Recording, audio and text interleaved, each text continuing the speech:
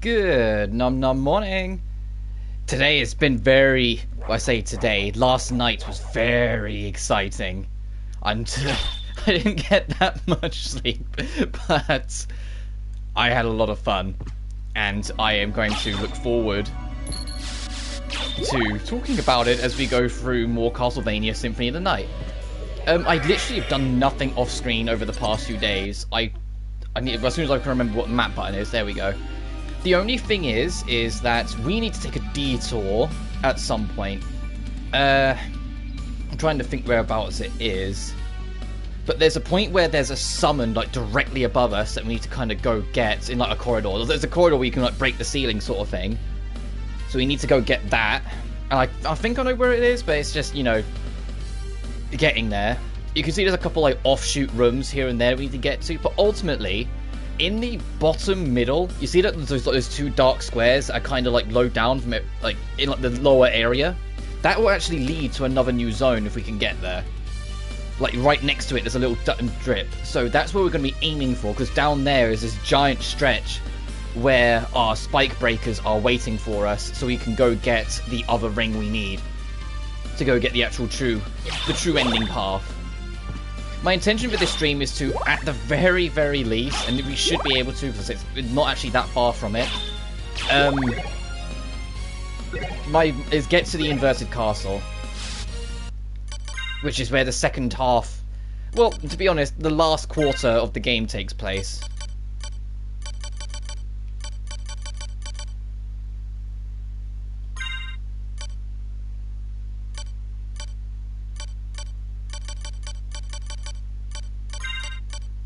Next, we need the silver ring. We've got the gold ring, but we need the other one.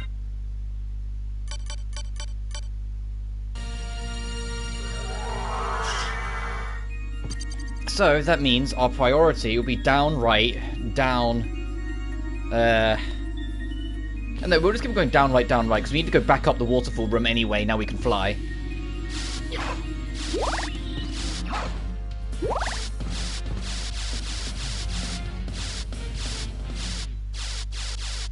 Oh, I can't do it. On the PS1 version, you can cancel the crouch with a dash animation. With a dash, even. So I was trying to do that there, but you can't do it on this version, unfortunately. It's just a slightly quicker way of traveling than usual. Fucking these enemies.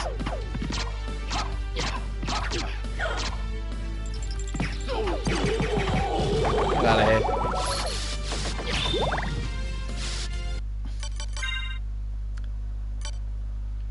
Okay, so I do remember what the spells are, we'll be fine.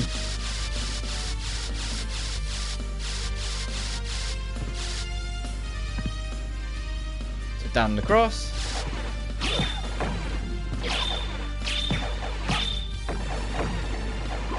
Please.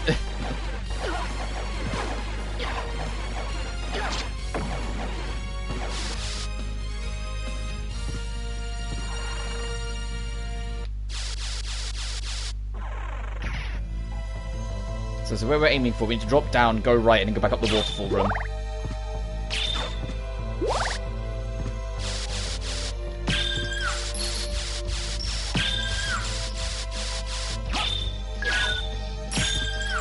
Oh, I actually caught that thing on the pass? No, I didn't think I did.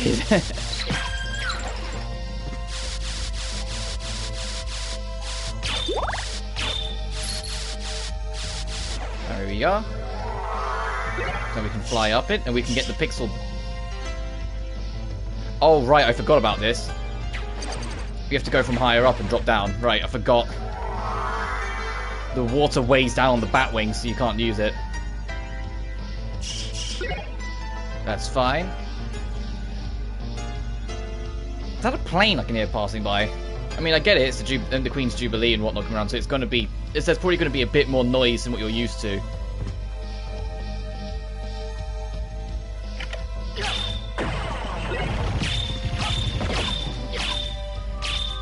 Something appeared by the wooden bridge. Yeah, something on the dead opposite. But we got something. Shield with a hard crest.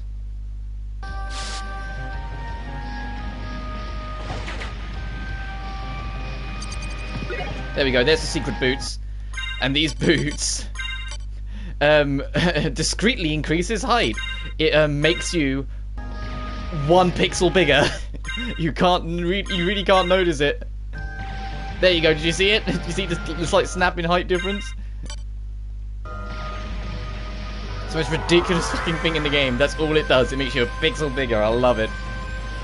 But state of play, there were, and I'm sure I'll end up talking about it again as more people come in, there were 5 things that were like big for me.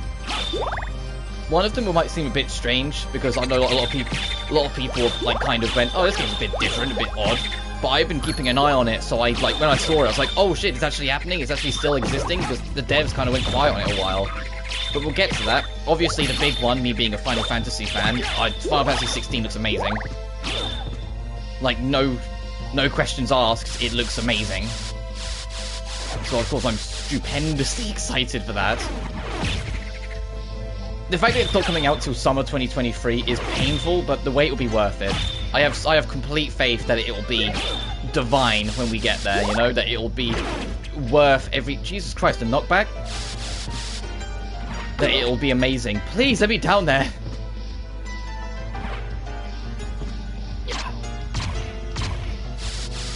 Oh, this is not the way down there? How do we get down there, then? I can't remember. Uh-oh. Maybe it's where that other bridge popped out. Let's start looking around.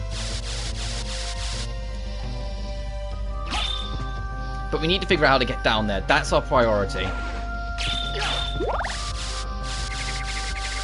I think I know where it is, because now we've hit that switch, I think there's something else that we can hit that will make it so... Oh no, I know what we need to do. I need this guy to come over here.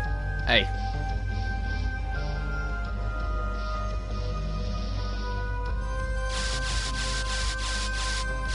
Let's leave. I need to encourage him to get over here. And just so he doesn't get attacked. Where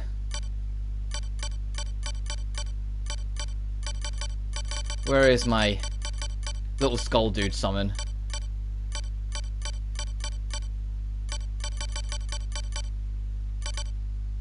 There. This way he doesn't attack the thing. But I need that explosive barrel guy to come over here to break this. That's what it is. Come on.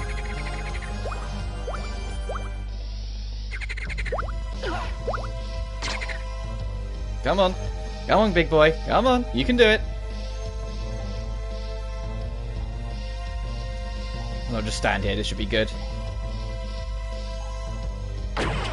Nice. Yeah, that's what you need to do to get down here. But other than that, Resident Evil 4, as much as, you know, like the cheesy, goofy, campy original is amazing, and I will always love it, and so by nature I'm going to be slightly concerned to see what a reboot's going to, or remake, sorry, is going to do. I'm still prepared to give it, like, its dues, you know? Like, I think it looks great for what it is. Street Fighter 6, I'm not the biggest Street Fighter person, but I'm loving the new, oh damn, missed it. Loving the new, the hip-hop themed styling they're going with it. I think it looks really charming, and I think I will give it a good go when it comes out. I love, like, the heavier impact and feel the game has as a whole. I love what they're going for with everything. I just think it's going to be super fun when it comes out. But then the other two, the Castillo Protocol, or the Calestro Protocol, or I forget what it's called. It's made by the original Dead Space devs, and I've talked before that I loved Dead Space as a kid.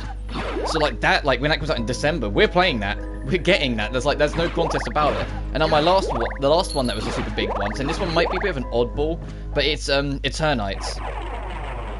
Let me put on my Skull Buddy again.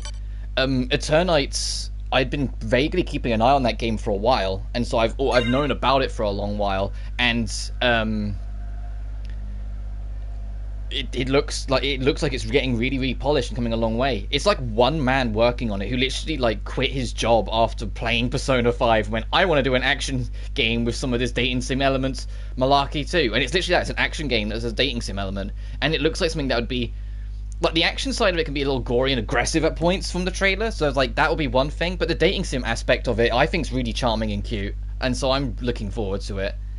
But we got a new boss fight.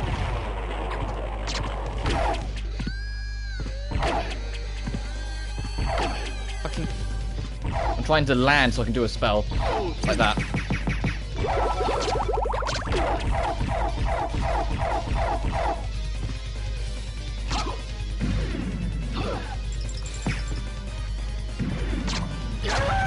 There we go. I'm pretty sure it is weak to ice. That worked out anyway.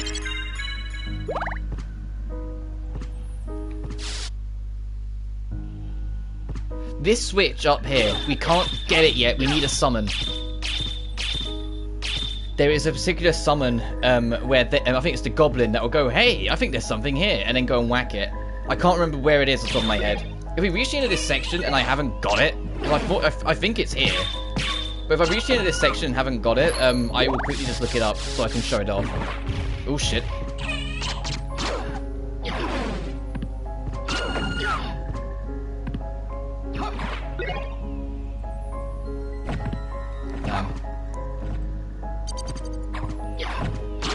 Yeah, one of these guys. You can get one of your own, so I think it is down here. We just need to clear it out.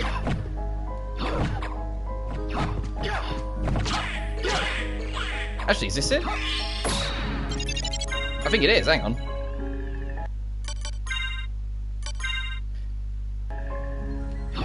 Yeah, it is. Okay, yeah, you are absolutely the one. So we're going to keep you with us for a little bit. It also will attack enemies if he goes nearby, but if we can get back up to that switch...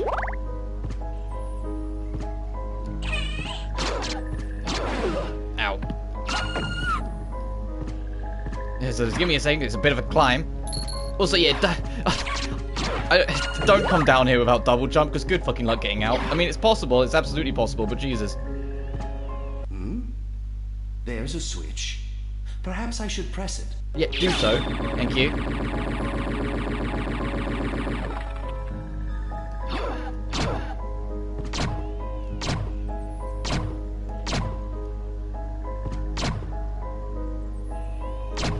I don't talk about the soundtrack so much, but I love the more atmospheric and like worrying music that plays here. Like it feels like a place that you don't belong when you're here, and I love that. Like you found some dark secret under the world that you shouldn't have been here to see, and it's like now you have to live with your consequences, kind of thing.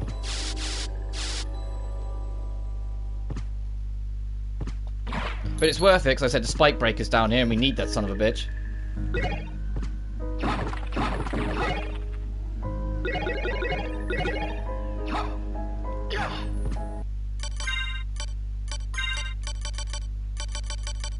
Damage to enemies on use. Oh, Pete, this is fun. It's a bit awkward. You have to press up, move forward. Let's get a bit better space. You have to press it, move forward. Damn it. There you go. You have to actually, like, hold up, so then you change your position so you can just barely get it.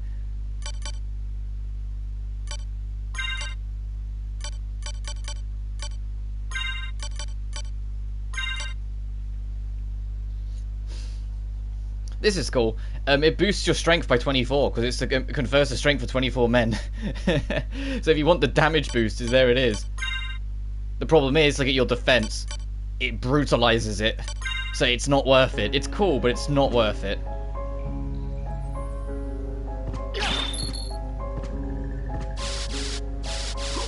We're still quite a ways away from the spike breaker. It is down here, it's just we got to do a bit first. Also, did you see how the soul seal works on every single one of its vines, because they all have hitboxes? So if you're ever low on health, just go find one of those guys.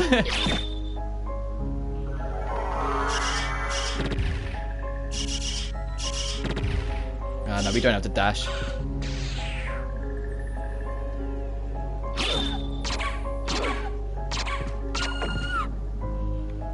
The Salem Witch. Yeah, the lingering after effects on the swings of the ice sword can be used to get double hits sometimes, as you've seen. Alright, that's another zone transition, so I want to go down first.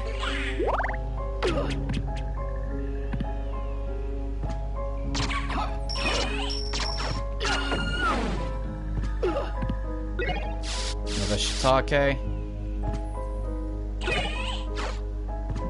Ah, get back here.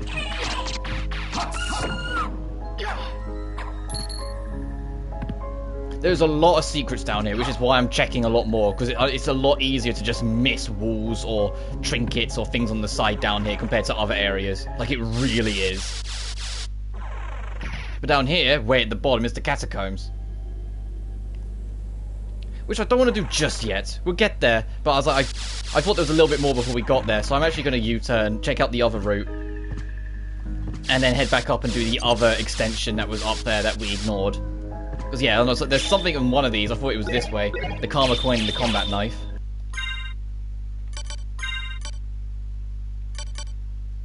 The Combat Knife's great. It's the problem with it is obviously just the range is tiny. But I am going to head back up and then right. But yeah, all in all, the state of plays... Usually, there's like one thing at the end that's kind of cool, but then other than that, it's kind of like, oh, okay, thanks, I guess. But this, the state of play yesterday was genuinely really strong.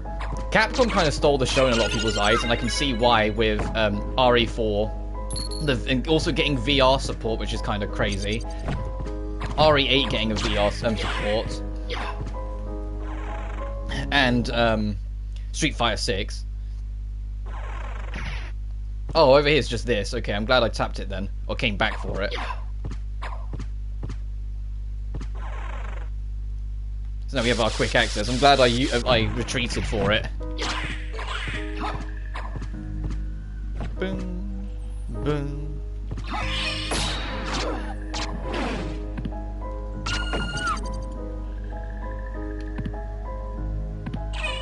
Yeah, excuse me, saying which. I don't need to keep dealing with you. Let's go into the depths.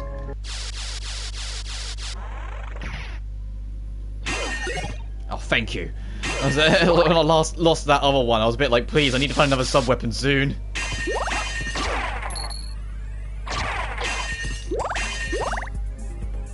Oh, the music for this area, I forgot about this.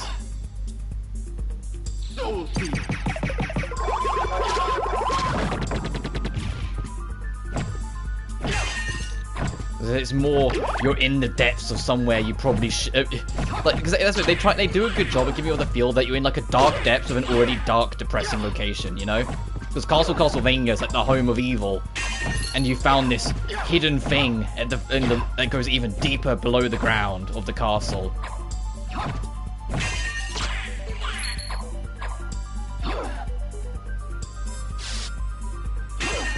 No.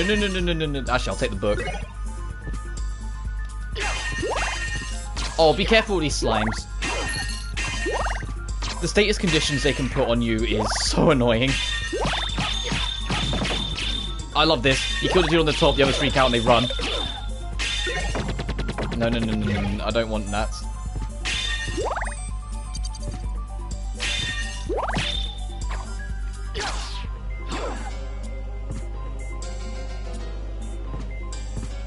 And they can drop on you from the ceiling, so be careful on your positioning as well. It's in the middle, just in case you're struggling.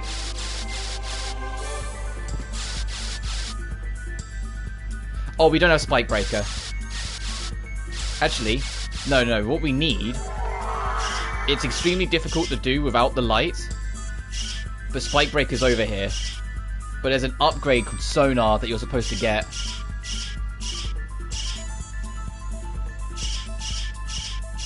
But if you know in advance where's safe,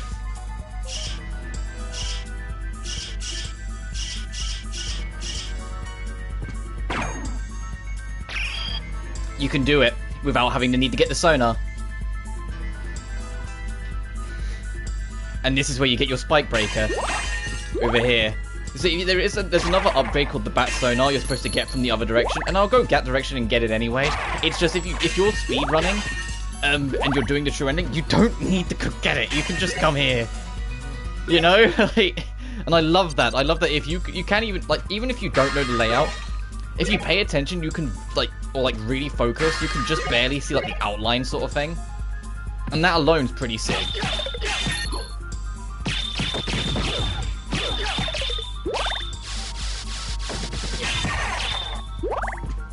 But the thing that we've been looking for is back here, and so it's about time to go get it. Because this will allow us to get the last thing that we need for the true ending. And also, I must specify again, if you haven't played it before, getting to the true ending route doesn't mean that this game's going to end in this stream. When you're on the true ending route, it just means you access the second half of the game. Alright, here's the Spike Breaker, and it's a defensive boost as well. I know, like, you know, we're going to lose our Holy Resistance, but while we are wearing Spike Breaker, as the name implies, spikes will break when we touch them. We cannot be harmed by them. So if we go back to the room we were just in... Oh, strength potion, nice.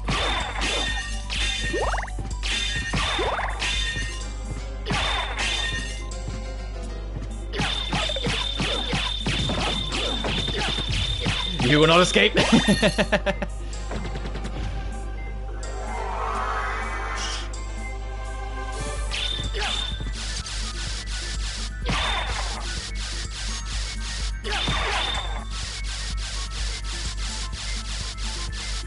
Ta-da! We can just go.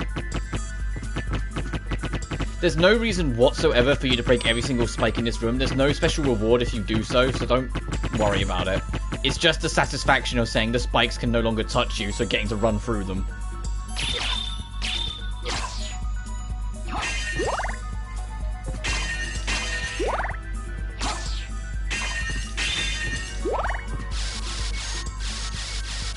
So as I said, we'll check out the other direction as well, because there is a lot of little secrets to get down here. Ooh, sure, I'll take the stopwatch, since it's actually somewhat effective in this game.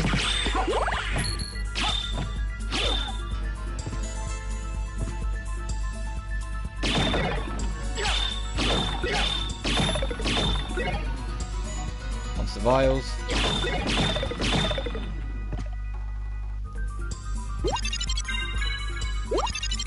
Nice.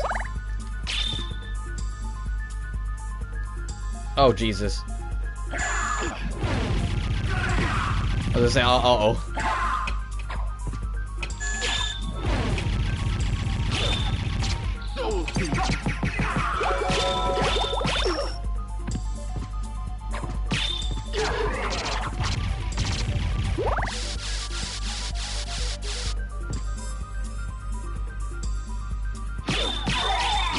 Excuse me, dude.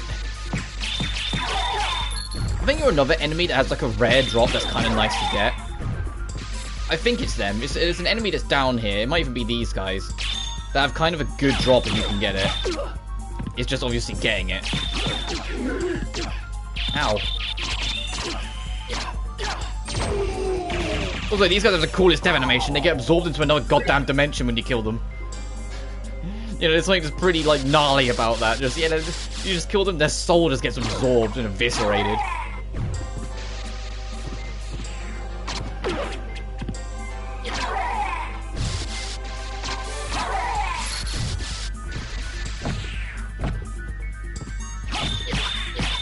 And the spaces we haven't been to yet, we'll clear out as we go back around. Ow.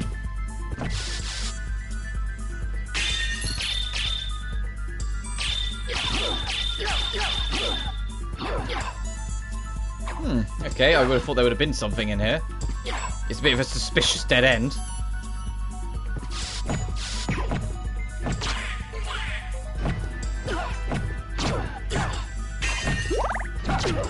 Please let me up. You little thing. Get out of here.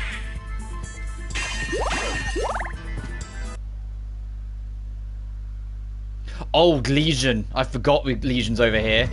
This guy, or Grand Falloon. Everyone knows him as Legion.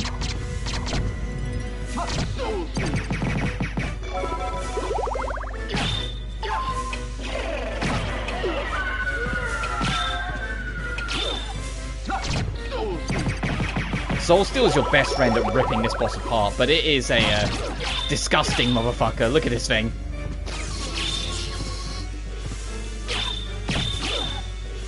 I don't think we have enough MP. Soul Steel.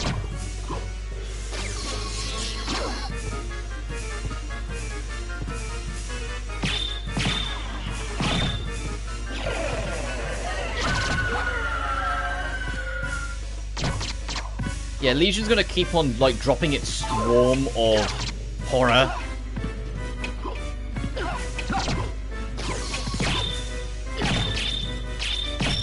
Making it kind of problematic, as you can tell, there's a lot of them.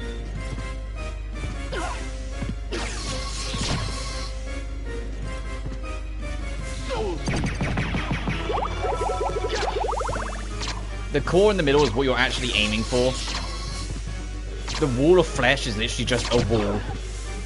There we go. Look at this thing's cool death animation, where it just like, it's like almost like a firecracker.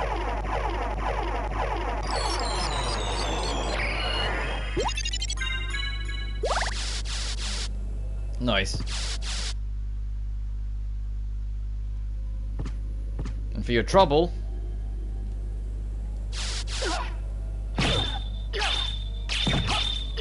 get there first, but for your trouble, there's a new upgrade for you for it.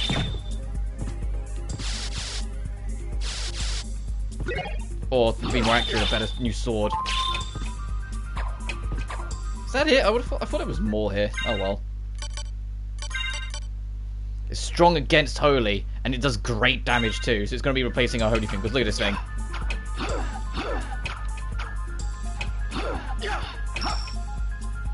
Anyway.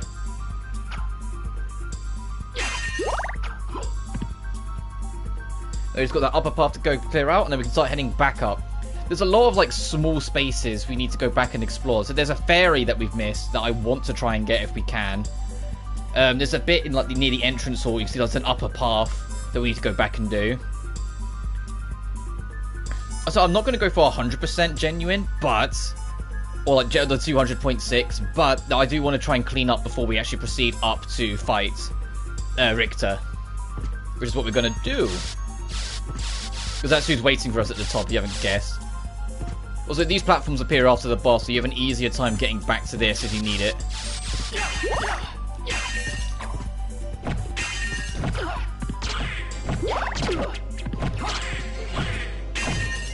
Yeah, this is the way I want to go. Because there's your save room, so you don't have to travel that far to the boss. If you know it's here, you've got your safety net. And you're going to be using this in the inverted castle when we get to the other one, because the game's super boss is where Legion is. Over here we get the walk armor, which if I recall, literally what it says on the tin, it gets better. Yeah, the more of the map you cover, the better it gets. So if you get 200.6% on the map, it's pretty good. There's still others I would encourage using over it, but it's pretty nice. Especially because by the time it gets really good, you're in a position to potentially get like the actual a la carte armor.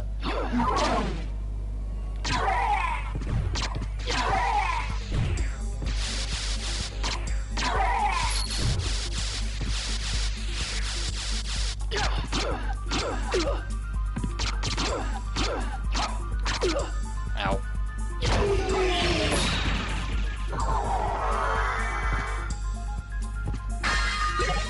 The ballroom mask. Oh, I forgot that was there. Yeah, hint, hint. There's something over here. Go check it out. Oh, god damn it. Well, now we have two ice brands. Oh, well. That's like the most obvious secret of the lot. There's literally an arrow saying, hey, just swing at it, motherfucker. See what happens.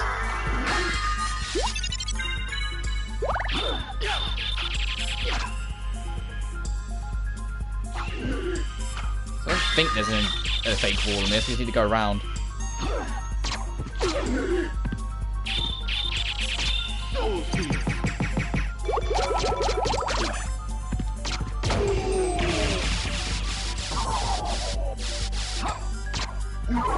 Hey.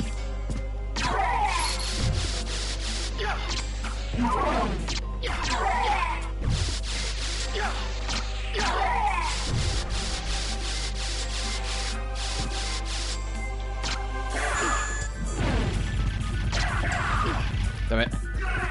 I'm trying to like Magoo in Soul Steel again. There we go.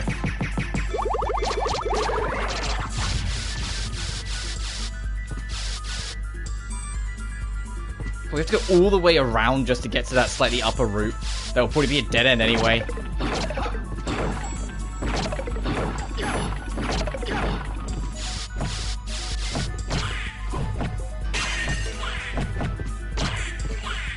Yeah, excuse me, coming through, you little menaces.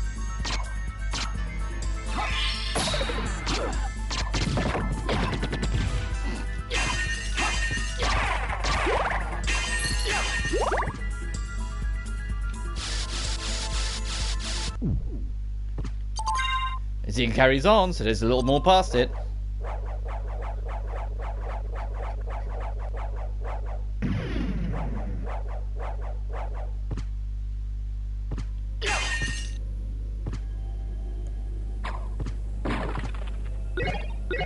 The Bloodstone and the Cat-Eyed Circuit. Improves your healing, and big HP restored by cat damage.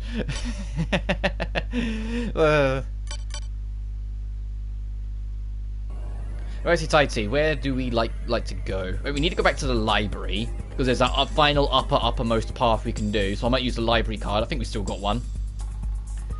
A few pixel count spaces, but they're not too of interest. We need to go back to the entrance hall or the space near it to go up in that space there on the left. The actual middle piece, that's like dead smack bang in the middle. They see almost like that gap of space just under the middlemost room. We can get in there and we'll be doing that. There's more areas to the right, but we need to access them, so we'll do that as well at some point. Let's just start off with that little space in the library, and we'll figure out the rest from there. So, oh Jesus, now I've got to find it. Where, oh where, is, assuming I have one, please tell me I still have one, my library card.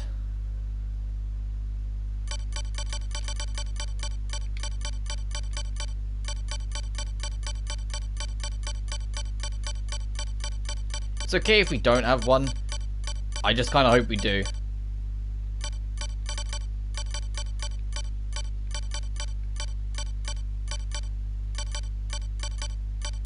Oh, okay, we're running. Okay, well, it's not that bad. We'll just change our trajectory then. Instead of going straight to the library, we will go to the entrance hall, do that little space there. Proceed up to do that little corner space above it. That's like between the two saves in that old boss room. If you're sitting there going, I have no idea what you're talking about, don't worry, you will when we get there. We've got a little bit of hiking to do, but it's not that bad.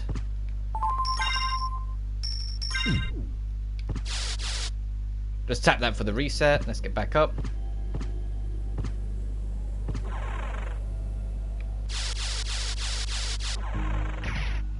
Because listen to this haunting music again. I love how creepy it is. Like when all the other sound tracks are like these really badass pieces, or you know, like really cool grooves and all that stuff. You just come down here and it's just really haunting.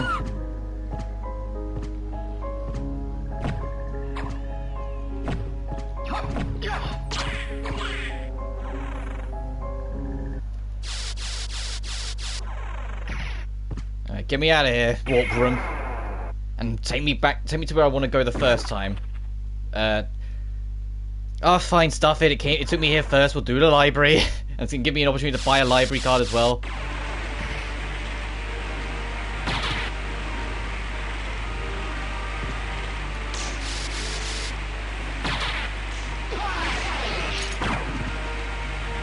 Okay, yeah. I think the middlemost drop-off point's like pretty lined up. Get us into the library.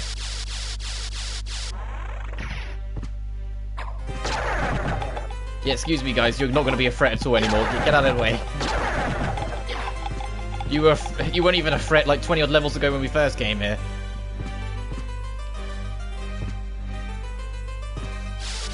Just have to be careful not to get poisoned by these guys. That can still be annoying.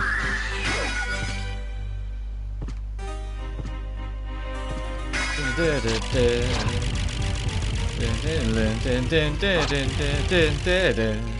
library theme's good. It's not as good as the inverted library theme. Oh, when we get there. Don't go too much this way. I need to go the other way. Excuse me, Bookmageddon.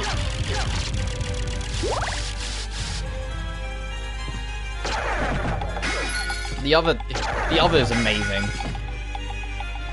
I mean, I go up here to the uppermost path that we couldn't reach before, because even the double jump wasn't enough to reach it before.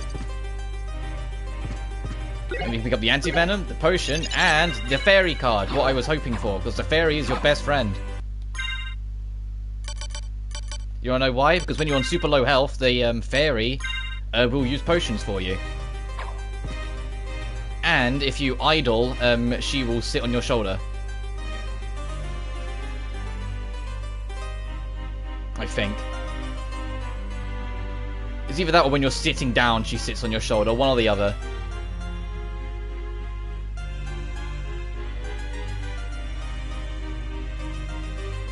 Give it a minute. Yeah, because then he relaxes. So we're not doing anything. So, like, you know, even back in the Sprite days, they had like idle animations where he's just going to chill out. There she is. She sits on your shoulder. I always just thought that was super cute. And then when you're good to go, start moving again, and they do that. She fucking falls, and she carries on. It's such a cute little animation. The amount of little extra animations here, there, and everywhere is part of the reason why this game is so beloved. Because there's so much of it. But the fairy's going to be our best friend for pretty much the rest of the run. So I don't think there's anything up here, no.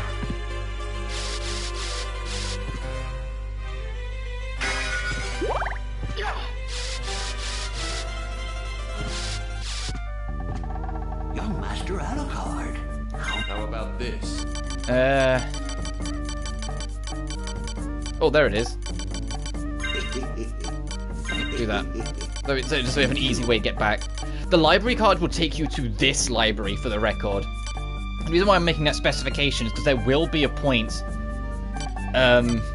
where there will be a different library that we'll be able to access, so the inverted library, and if you use the card, you will come back to this one, and that's a big fucking comeback, like, stretch to come back to.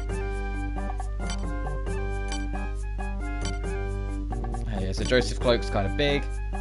The medal attacking the boost by 1. Ring of Holy Powers. The gauntlet could be kind of nice for the attack boost.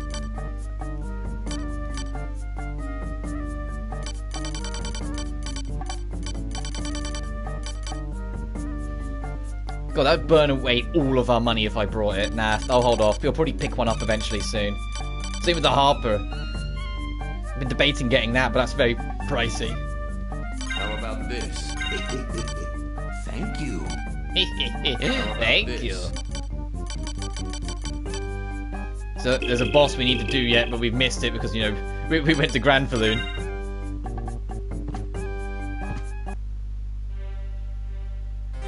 Right, so we're going to go back to the warp, and then we're going to go all the way to the leftmost in the entrance hall. So that's like the bottom right yellow block.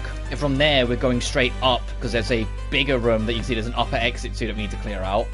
There's another space above it that also has a room to clear. That's what I was talking about earlier.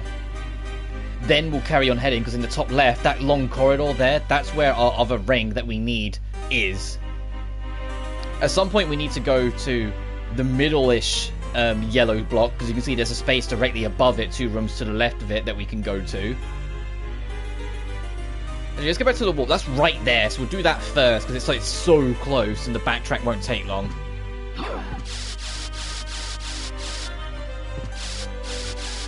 Trying to think, where else do we need to go?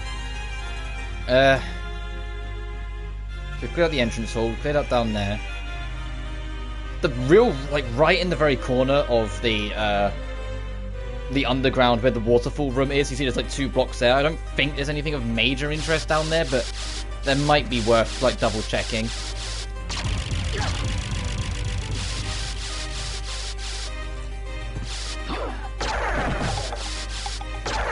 But now after that, for State of Play, we've got a whole week before we can be like really happy or really disappointed in whatever comes next. The reason why I say that is because there's a bunch of things that was confirmed for Summer Game Fest, so I'm like, oh, I do not care about that. You know? Like, the Call of Duty showcases before Summer Games, I think they're doing their own thing. So that's like, maybe it won't be at Summer Games Fest then, so that's something I don't have to worry about eating up my time. And I'm sure it'll be fine, it's just, you know, like, we know there's going to be another Call of Duty, so I don't want it to be at the Summer Games Fest. I want things I don't expect to be there.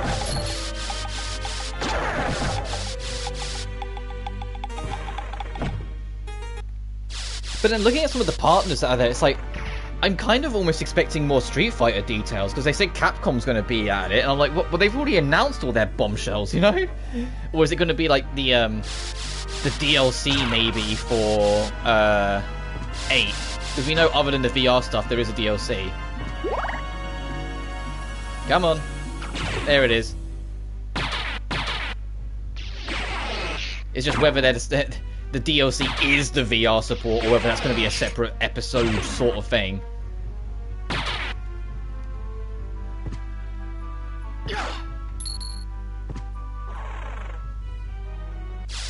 Nope.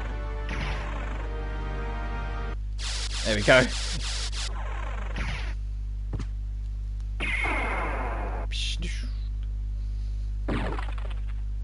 Nope. Close, but no coconut. Need to be in the middlemost room. There we are. So that we can go straight up in this room. Up here. With the more mystique music.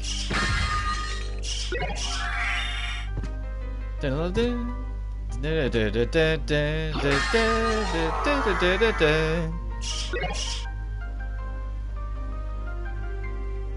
general setup is weather dependent in terms of what the stream schedule for like the weekend is going to be. Because if the weather's nice, I plan to go out with my mother tomorrow, so I won't be streaming. But if the weather's god awful, yeah, mum's not going to want to go out, you know. So it'll, I'll stream then. Oh Jesus, why are you even here? This is cool. They're like these guys, like these zombies that will come from the background and yank on the bars when you're near, but then we'll let go. But if you go to turn around and come back, they will turn their heads, notice, and come back for it. That's another really cool detail.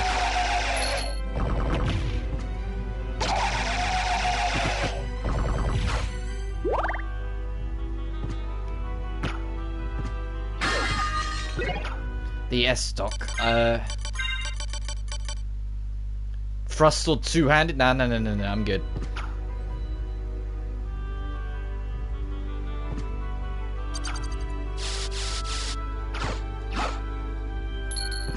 Okay, yeah, I remember where we are. So I had to think for a second. So I remember this bit.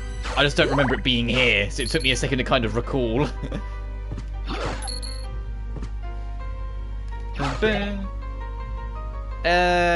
No, the stopwatch is actually pretty helpful in this game. I'm leaning more to trying to use the stopwatch more often, because I know when we start going back to other Vanias, it will go back to being useless. The Iron Ball, the weirdest goddamn weapon in the game. It's literally an iron ball. What do you want? Just throw it at someone.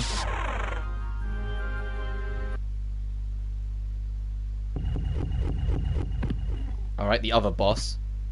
Hello.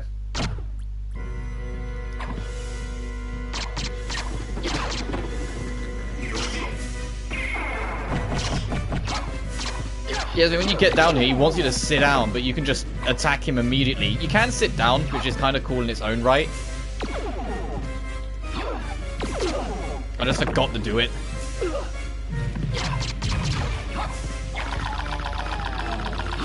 And then once he's partially down, he'll transform.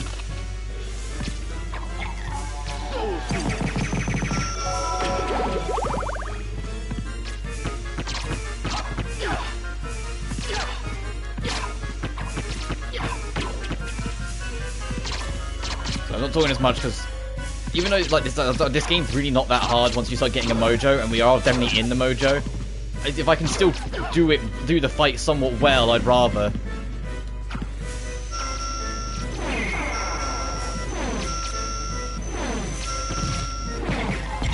There we go. Oh, look at this death animation as well. Oh, no, back away. That's so cool. This game is so extra.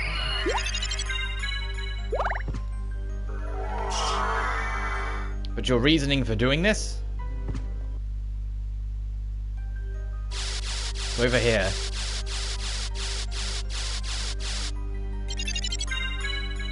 This, I believe, is the sonar for the bat.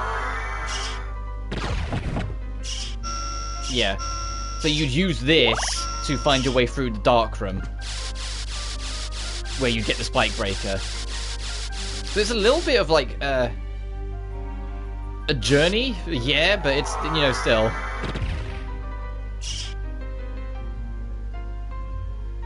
Oh no, it's in the corridor, isn't it? I was trying to think. It's like round here somewhere is a couple secret rooms that I want to try and get before we leave.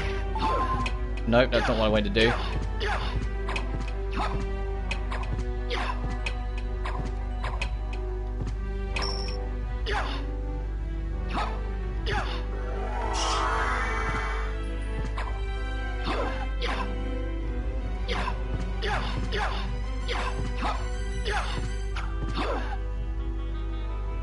Anything of a different space? I remember there's a part where there's a secret wall directly above you and directly below you.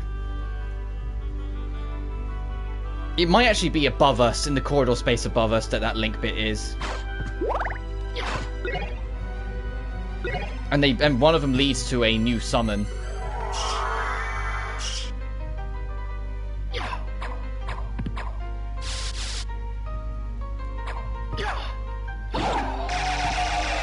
So I could just do this and check as we go.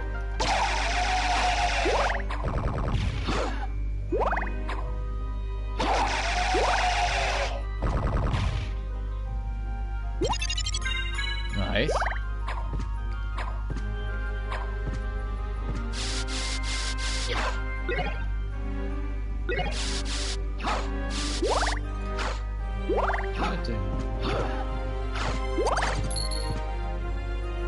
Oh, and this links to the other side of this. Okay, so now you have your connector.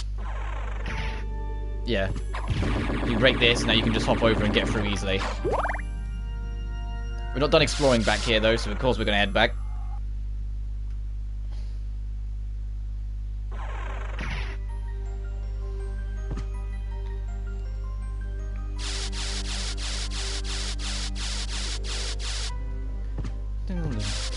I know I'm not talking much, to be fair. I am tired, I'll admit. The state of play was at 11 PM my time, and not only did I watch the whole thing, I went back and watched a bunch of the trailers. It was like half midnight I actually went to bed, because I was just so excited for some of the things I saw. It was genuinely a great state of play, in my opinion. Even the stuff that I haven't mentioned, like where it's just not really my cup of tea, is still really cool. Like Spider-Man coming to PC, I was like, that's badass. I would have thought Sony would have, that's one of the games that they would have like held on to make sure console only. But no, that's coming to PC, so it's like, if you haven't played that game already, like, you know, there's more opportunities now. There's less excuses.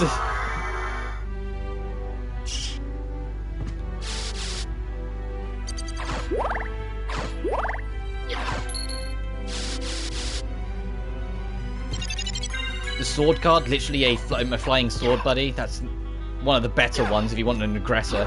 I'm going to keep the fairy because she's cute, and that's like pretty much it. But it's the fact that, listen, if you're on super low health, she will use healing items for you, so you don't have to think about it as much.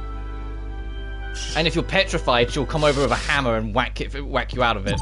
I'm not kidding. She pulls out like a cartoon big hammer and just whacks you with it to break the petrification and free you.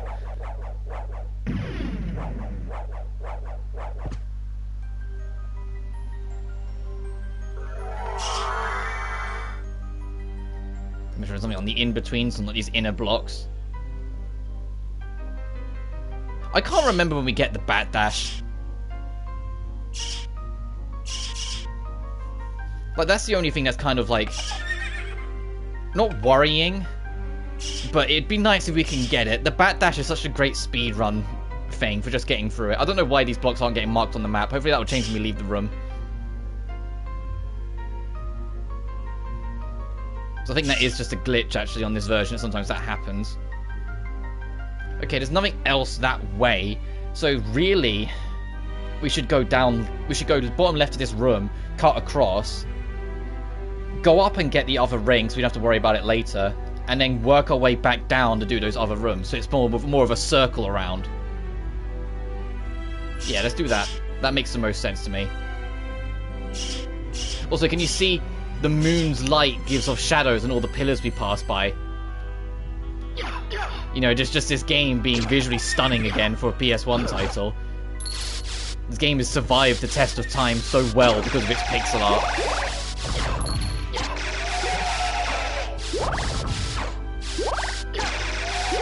But it will also be quite the contrast when I eventually do cover a Circle of the Moon Harmony Dissonance. You know, the downgrade from this to the Game Boy Advance titles. It's no fault of them. Konami weren't prepared to let 2D Vanias be on big console releases anymore for some reason. So they became GBA titles. And then eventually DS titles.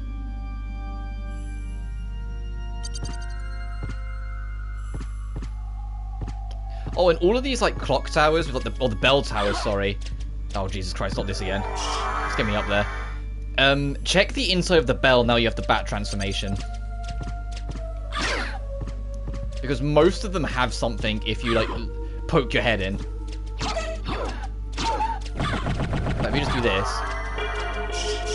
Okay, this one doesn't have anything. That's the one bad example, unfortunately. But most of them do, alright? I promise.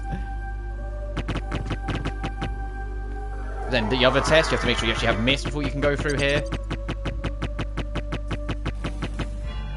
The reason why there are little pauses like this is because it is absolutely possible for you to do this without the spike breaker. It's just very difficult because you have to alternate between your summons and like squeeze through narrow gaps and whatnot. And then you even have to have the blue key at the end. So you have to have a lot of pieces of the puzzle before you can even get here. And oh, look who's here. Alucard. And Maria here acts as your biggest, hey, do the true ending. I knew it. Where is he? The one I saw was with the enemy. He called himself the Lord of this castle. What? That's impossible. This is your biggest hint of, hey, don't just go fight Richter. There's something else going on. Because she leaves. She's in shock at the idea. But over here is the silver ring.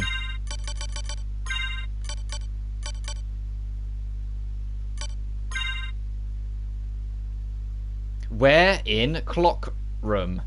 There is your giant hint. You wear both of these in that most central most room and it will lead to a little something, which is where our next primary destination will be.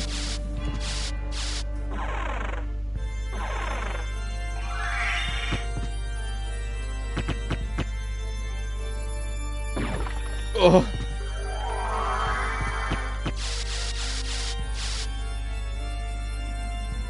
So now we're going to circle around to the clock room. So I'm going to drop down and clear out those upper spaces to the left. Down a bit more. So I'm right down here. A little bit more.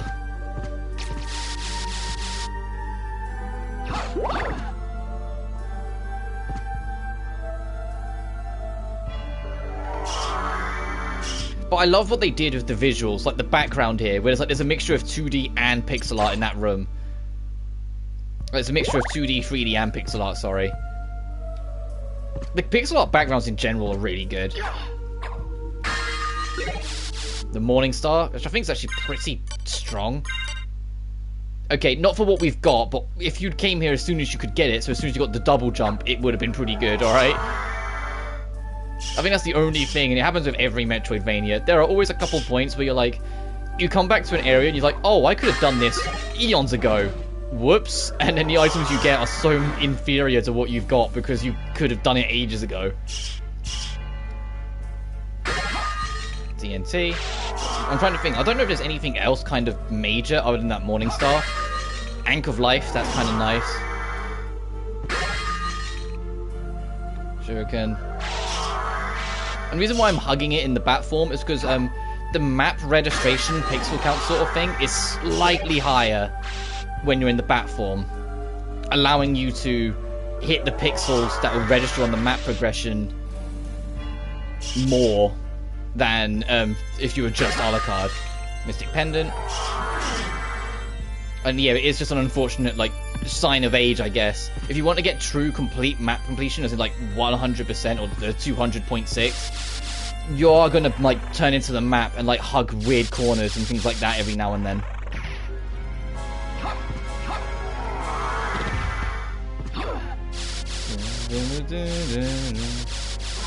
Let me pass. I find it crazy that they have a blue lock door at the end, like you're not gonna have it at that point, you know? At the end of the spike breaker room, because you have to, I feel like, to get through it on a normal playthrough. If your sequence breaking, I'm sure there's ways of getting around it, but you know what I mean? Like, the odds of you getting there by accident without having it, it's like, okay, sure, game.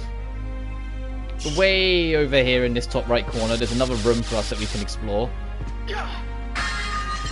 Which drops the bat card, so you've got another familiar. They drop en masse at this point.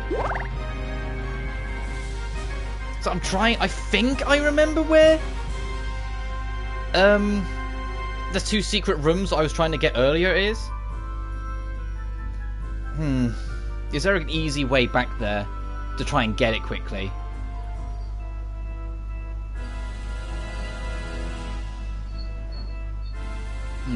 Because I think...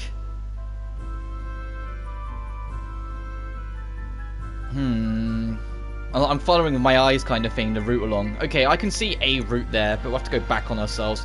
I won't take that route, I'll take a different route there, just so we explore different locations as we go and clear out more things. Because I want to go way, way down to the bottom of this first.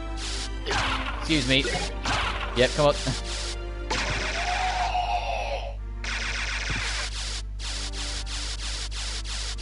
And I might swap to the Holy Rod when we get there, just because of the bigger hit range that I might...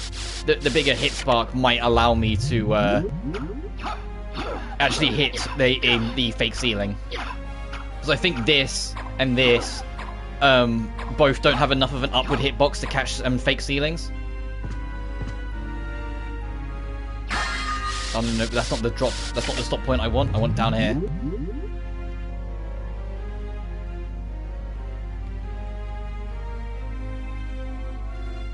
So I love the fairy, like, she literally like lets herself descend and fall almost with you when she's chasing. They put so much like charm into all the little animations. Ow. Ow. You're doing 1 damage and not a threat, get out of my way. Stop it.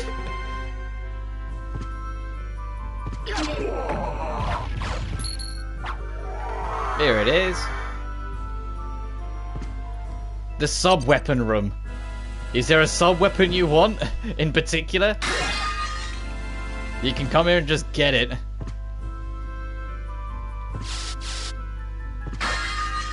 But over here, skill of wolf.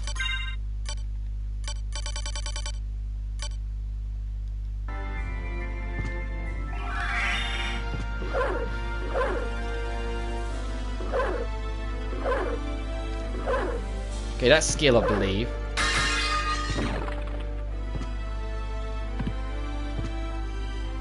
Okay, next, in our cleanup, I'm going to go down to that warp and go to that one we were at earlier, that middle-ish one. Because I think it'll be our quickest. And I'm also going to very quickly check the map that I'm not just wasting my time here. Because I'm pretty sure there is 2 secrets, and we want to get them because there's a summon in there.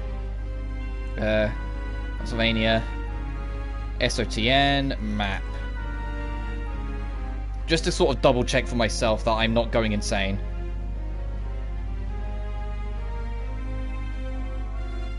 Dun, dun, dun, dun, dun, dun.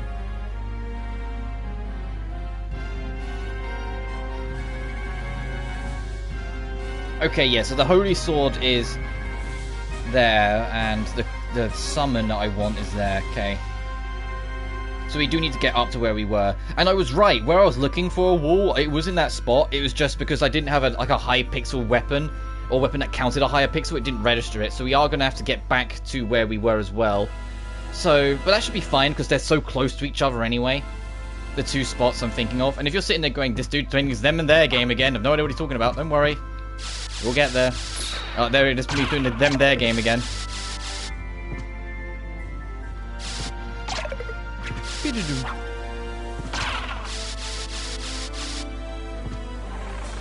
Let me swap back to chat.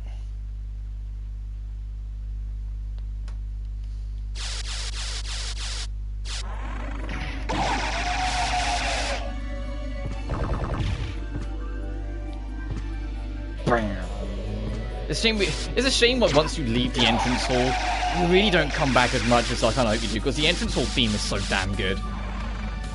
And it's so iconic with Castlevania now. Like, almost every entrance hall theme in the series is iconic in their own way, but holy shit, is like Symphony of the Night's like in a whole nother level. Okay, not the one we need. And this one's top right, so not this one. This one's throne room, yep. And then this one's the right one. Righty tighty, what would be quicker? Just heading right from where we are, I think it'll be quicker. And so I remember, I'm going to put, where are you, the Holy Rod back on, just so we can have the higher hitbox. No, didn't mean to do that. That was me trying to set up a backdash again, game.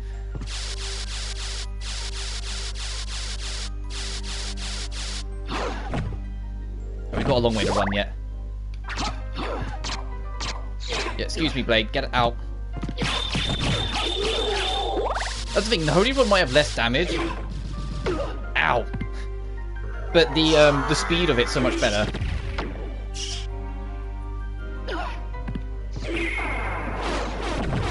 Also, the cross is god tier in this game. If you've, I've been holding it off because I was like, it kind of is an insane stream nuke instead of just the you throw it and it does its little flipsy flip and then comes back. They kind of made it a bit insane in this game. It has a very, very high heart count, as you probably can tell.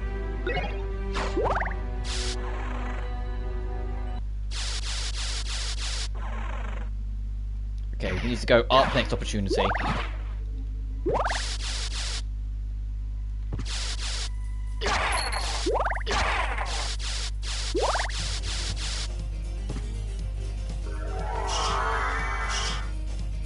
Then in this corridor coming up, we need to start doing a bit of ceiling checking.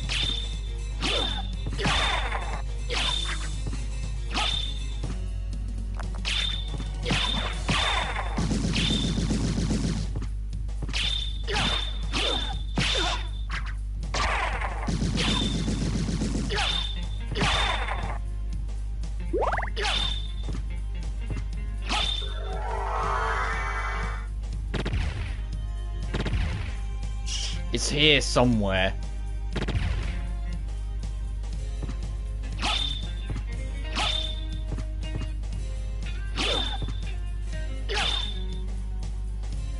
Right, if I double check the map again.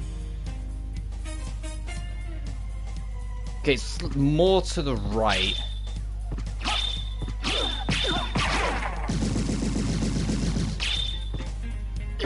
There it is.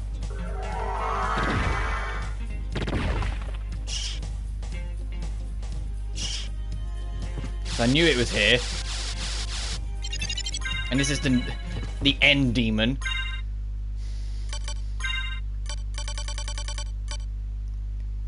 Which is this creepy motherfucker. Look at this thing. Oh, it looks like the face of my nightmares. And there's this, then the other summon that we need is above us. Let's go back to my fairy because that's disgusting.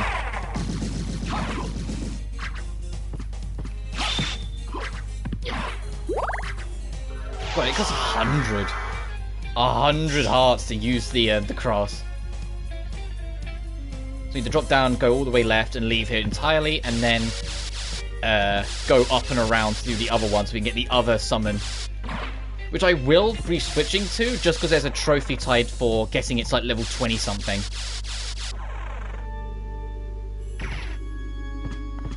I think there's actually a trophy tied to the end demon as well, but I'm good.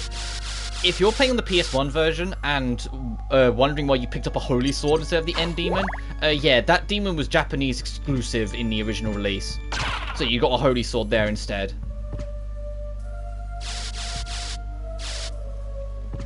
And whilst in the PSP re-release, they reintroduced it back into the game. It's kind of a shame that the Saturn version content didn't make it into this, but beggars can't be choosers.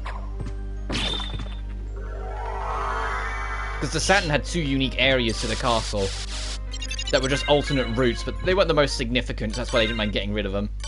But we just picked up that we got Fairy, and now we got Fairy. This Fairy is the one that we're going to be keeping with us for the whole duration, because if you can get her, I think it's to level 22, when she sits on your shoulder, she'll sing for you, which is a trophy. So she's the one we're going to have as our buddy. If you're curious, you can check what level your familiars are at any point. They get experience too as you go. So if you're ever curious what level it is, or what yada yada, well, there you go. You can see your familiars list and see what's what. Just that goddamn end demon. Anyway, that's all like the stuff that I really care about that we need to go find. Like I said, there is another bat transformation, or another bat upgrade, like the bat dash. I always call it that. I know it's got a different name, but I'm not too fussed about that right now, because I think we'll find it on our own eventually anyway. What we need to do is head to that centermost room with the 2 rings in hand. Let me think, what's the quickest route there? Down from the bell room, left, down, right. That's a dead end actually, so no, we can't do that, so we have to be all the way along. I'm just going to head right. I think it'll be quicker to just head right. Go to that warp room. Oh no, you don't even have to get to the warp room. That is the closest one. So just head right, go up and around down to where that warp room sort of is, and then head left instead and down and get towards that middle room. Excuse me. Oh, I don't need the holy rod anymore because I opened up the room I wanted to get.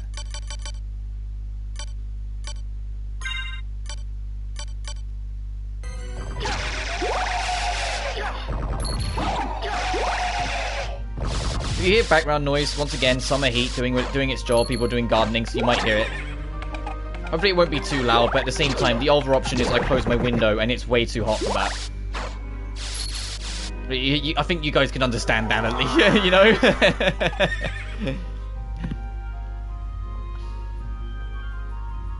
I'm not going to torture myself for the sake of doing it. That's the thing I dread the most. Because eventually we're gonna hit, July or like the first couple of weeks of August, the hottest weeks of the year, and my room melts even when I'm not doing anything. When I have like a free wind flow, when I have fans on, when I have the windows wide, when I've not got any machines on like a PlayStation 5 that generates heat, and I absolutely swelter. So I am. We'll figure it out when we get to it, but summer, I might end up streaming a little less throughout August. Just, like, if it's too hot, it'll be like, nah. You know, it won't be worth it. I'm not going to, like, dehydrate and swelter myself. As much as I've made a lot of progress in, like, subscribers and whatnot, and I kind of need to keep that going if I want to ever be able to do this and make money off it, especially if I want to do it as a job. I also have to be reasonable with my own, health. I'm not going to, like, destroy myself for it. It would be different if, like, there's like a proper natural air conditioning system in this house, but good luck finding many houses in the UK that has it. It's a rarity. Because we're not built for the heat, we're built for the cold. Which is why our houses are so ridiculously insulated, so it's so impossible to get the heat out once we get it in. Anyway, let's take up this middle path, and then I'll show the secret of the rings. It's a bit of a long climb.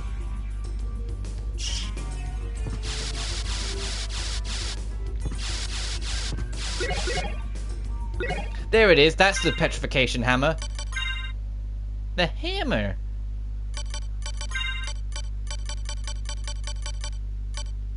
As long as you have it in your inventory, it might be here then. Yeah. As long as you have it in your inventory, if you get petrified, the fairy will pull the hammer out and whack it.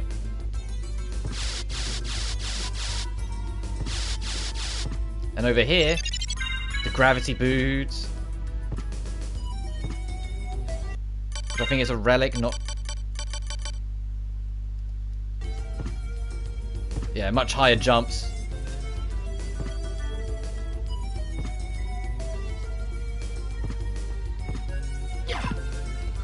Oh right, we also got the kick down now as well. Nice.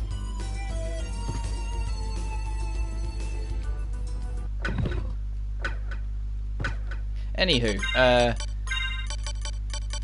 no, silver ring.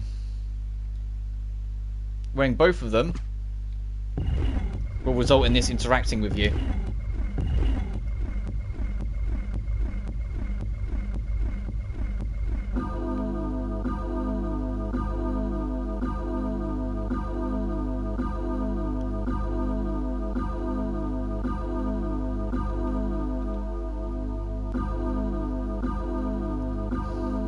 We'll open in a minute. There we go.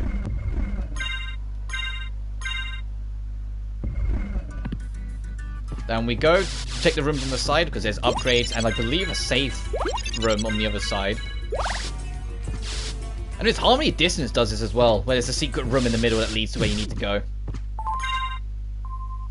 But the difference is the final boss is just there waiting for you in Harmony Dissonance. And depending on which version, because there's two castles, depending on which version of the castle you go through depends on what ending you get.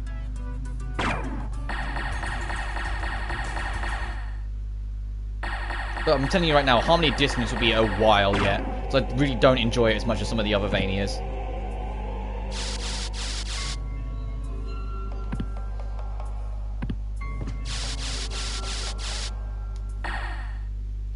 Alucard? Alucard? That voice. Maria? I'm sorry. You were right. He is with the enemy. Richter Belmont. In league with Dracula. Sorry about this. He Let me must be mute my under mic, someone but it's else's just been messing control. around a little. We can't hurt him, whatever we do. But he must be stopped. Yes, but can you? Then for all our sakes, show me that you will. Yep, we have to do a fight with Maria to prove we are worthy of saving. Is the reason why the other reason why I covered Rondo before this is because then you know that you should be afraid of, because this is the same Maria from Rondo. So she has the animal buddies. And it's actually a respectfully hard fight. Ah!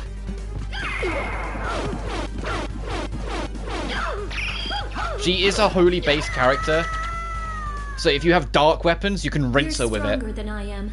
You can save Richter. Will you? Please? I can't promise that, but I will stop him. If it must be that way. Here. I found these. Take them. The holy glasses. And these are? This is your last thing. You can see beyond illusions. Yep. Thank you. I go to find Richter. Wear those glasses when you go to fight Richter, and you'll find the true way of dealing with him, and to advance to to find the true way forward. But that's essentially it. At this point, it's just push for the final. Well, the final with Richter when you get access to the actual second half of the game.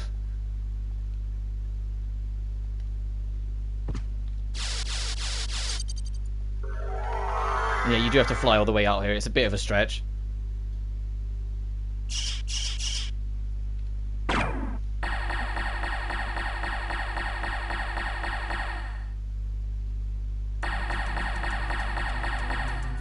But are there any other little places I want to quickly clean out before we head off?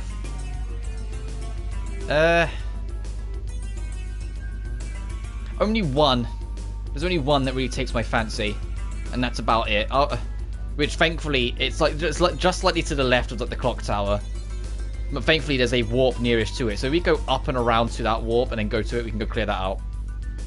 But that's it though. The other corners, now we're not too fussed about. We've cleared up enough of what I wanted to clear. So I need to go. This one's closed. God dang it. So I need to go that way. That would be quick. Alright, you know, technique, take 2 rooms out and then come back and see if it's changed.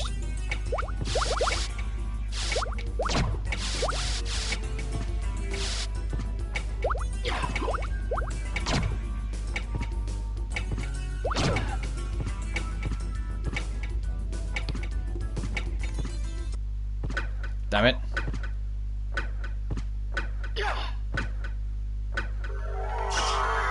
So yeah, that will just stay open regardless of what you wear now, so that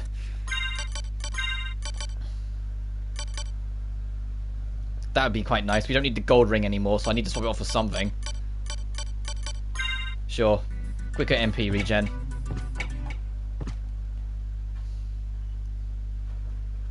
Where's our next closest, then? If this one's not going to be our friend and let us up. The one to the left, I think? I'll give it one more leave and then come back to see if it opens. It's just making sure you're on the right time of the clock, but it's easier said than done, unfortunately.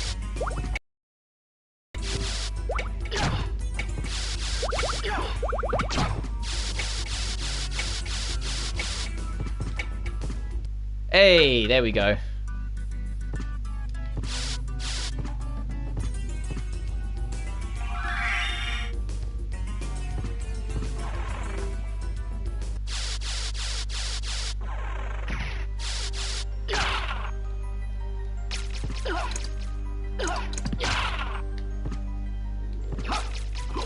Ow. Enough of that shit. So where am I going from here? Up and to the corner, got it.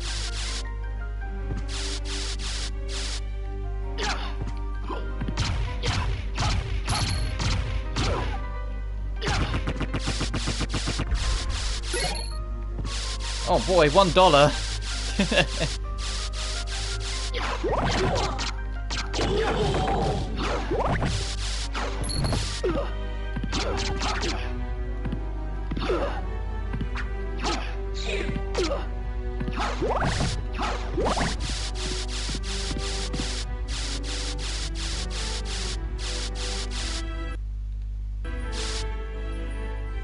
Okay, so we need to go up to the throne room. So we're going to go for like every single warp cycle to get there, but you know, it'll be worth it.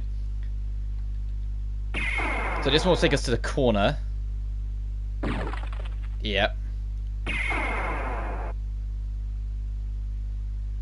This one's down here. This one will be library. And then this one will be throne. Or near enough to the throne room. Yes. So that you do kind of remember it. It's always in a pattern, so once you know it, it's fine. It's just you got to remember it as you go.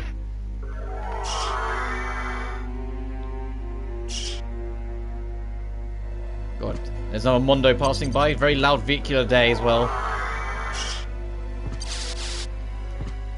Get up there. So there's just little space over here I want to check out, and then we'll move on.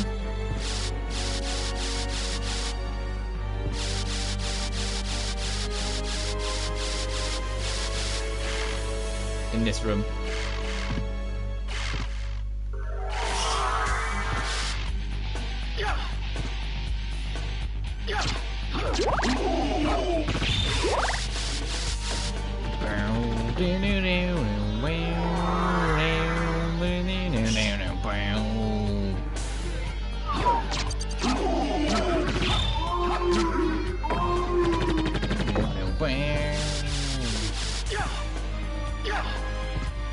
Oh, that's it? Okay, that's a little underwhelming. I thought there'd be a little bit more, if I'm going to be honest.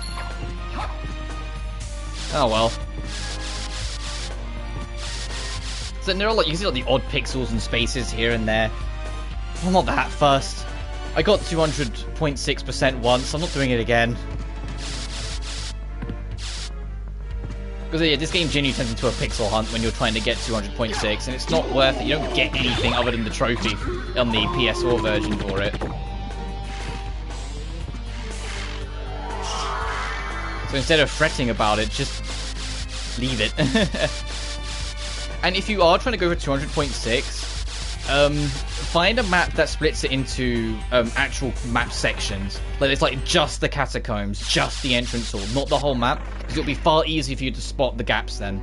And just do it section by section. If you try and look at the whole map, you'll be overwhelmed trying to find what one pixel you're missing from your map compared to that.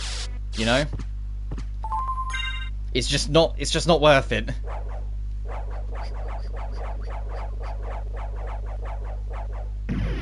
Alright, we have to be careful though, because we have to, if I recall, put the holy glasses on. You have to actually do a little bit of the fight against Richter before you can do what we need to do. It's just being careful to, you know, not accidentally kill him and get yourself the bad ending.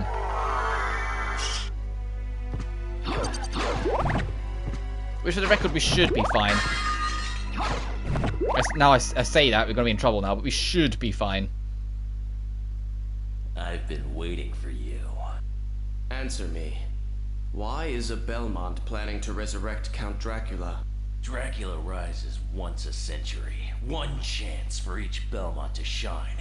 And then we're finished. Forgotten. If I bring him back now, the battle can last for eternity. You have lost your way. So be it, Vampire Hunter. Let your battle begin with me. Oh, Jesus. Can you see the orb? No, we need you to go away. We need to whack this orb.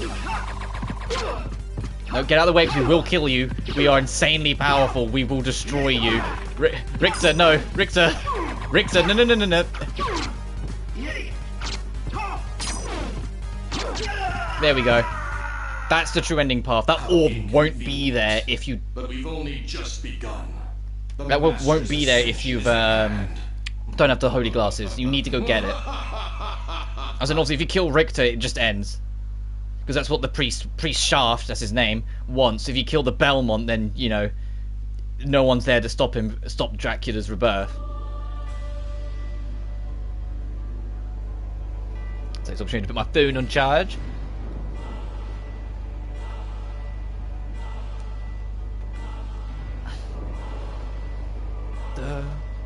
And now the second half of the game's literally about to come down.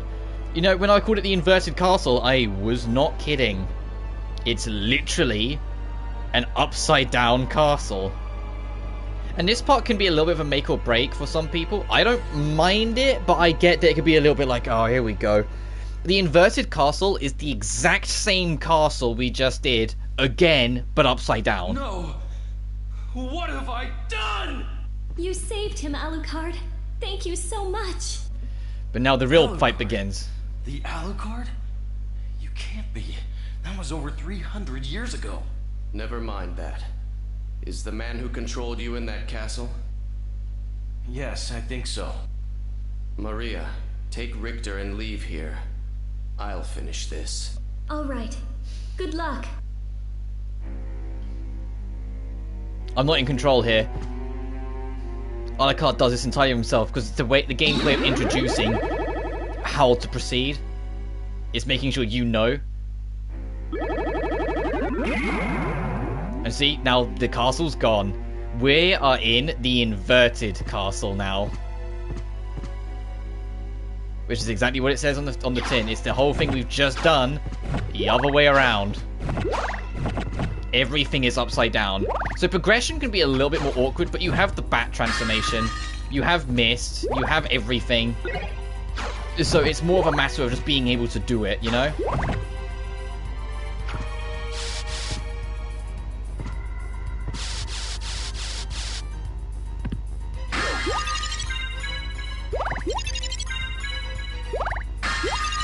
Yeah, there's a lot of secrets here. The Royal Cloak, which I think is actually a pretty strong upgrade. Yes. That's great, we'll keep the Holy Glass on for a while. And gives us a nice blue look to us instead of the see-through cape we had before. Look how many upgrades we're getting. The life max up. Bastard Sword. I think the Bastard Sword's actually pretty good.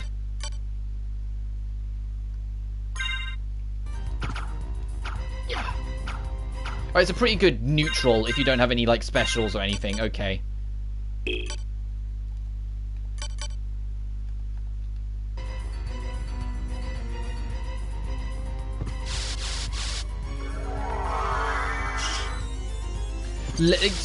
Exploring this castle can be slightly slower at points because you're going to be transforming into your bat form so often to get here, there, and everywhere. Like I said, it's not the most, like, easy to explore at points. But I like it. A lot of people don't.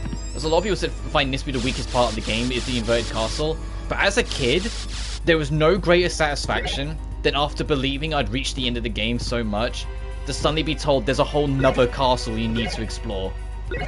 That was so cool to me, and so I was like beside myself, and I was like, that memory as a kid of stumbling into this by myself, figuring it out by myself, and then getting through here, that's the sort of stuff that sticks with you, you know? That's the sort of stuff I was like, well, yeah, that was super cool, you know? Like, that you just holds on to because it was cool.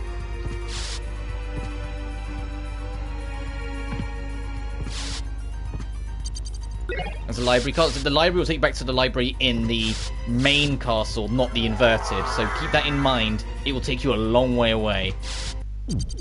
I understand save rooms are on the ceiling because everything is flipped upside down.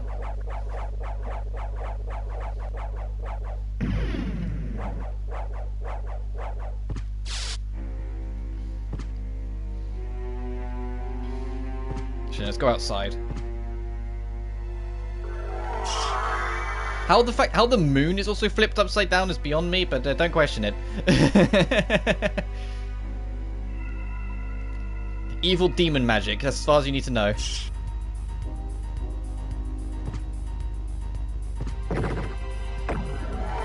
fuckers.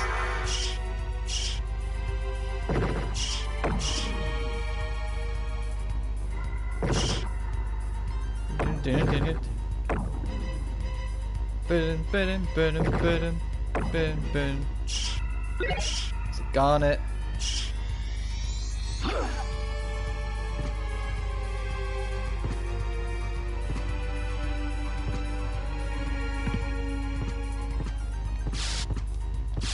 Really? Oh, okay, so there is. Let's say, really nothing here? No, there is. Another fucking iron ball. Damn it. I don't need them, games. Stop giving them to me.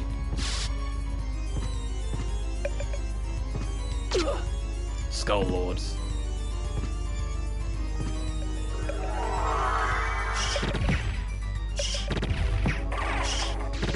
Oh, nice. That was enough to kill it.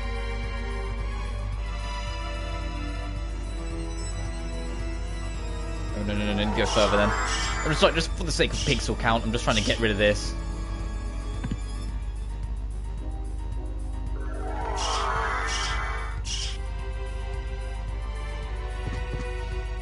Get used to hearing the back. We're going to be doing this a lot. That's back to the clock tower. Do I want to do inverted clock tower now? Yeah, just get it the fuck out of the way. Oh, whoops, I've got giant bats here.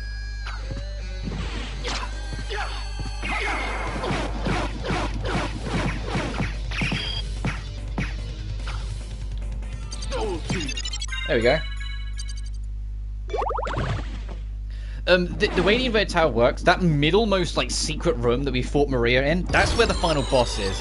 But we can't just go there. We need to pick up all of the items of Vlad, which are these going to be. Oh, they're at the bottom then. These. It says 1 of 5 treasures and intelligence boosted by 10. You need all 5 of them, and then you can go face the final boss. So it's literally a boss hunt. You're going everywhere throughout the whole game again, hunting boss locations to find these things that hold them. As in, there is a secret boss in here as well that we'll be going and doing. I think it's called Galamoth. Pretty sure it's called Galamoth. So this second half is a bit shorter, because if you know exactly where you're going, it's fine. But it's literally just use your map knowledge. It's upside down. Figure it out.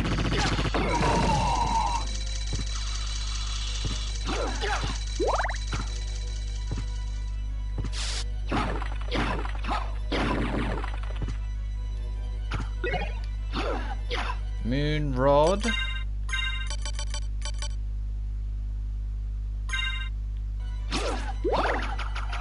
Oh, this weapon. Got it. Okay. You're gonna start getting crazier shit as well in this game from this point onwards.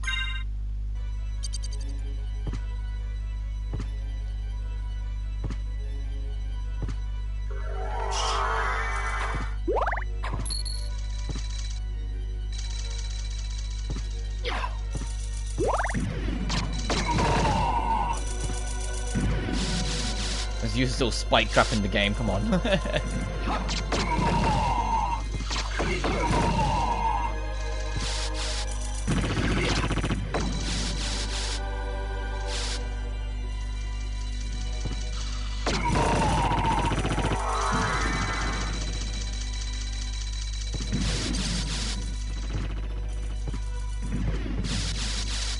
The only thing that's a little annoying, like, bad with the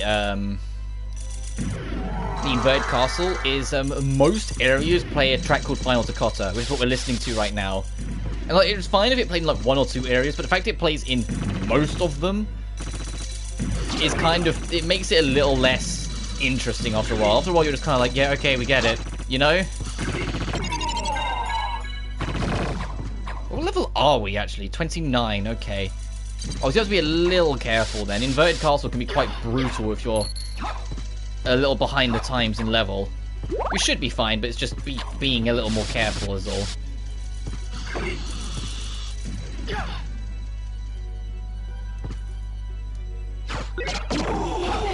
Yeah, I think we've had enough fun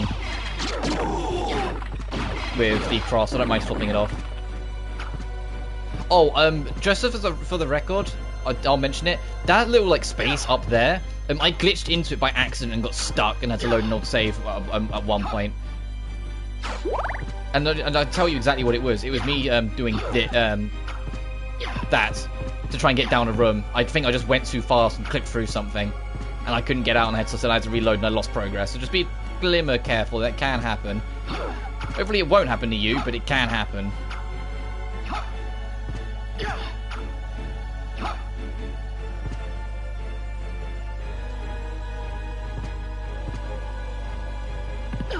Ow, ow.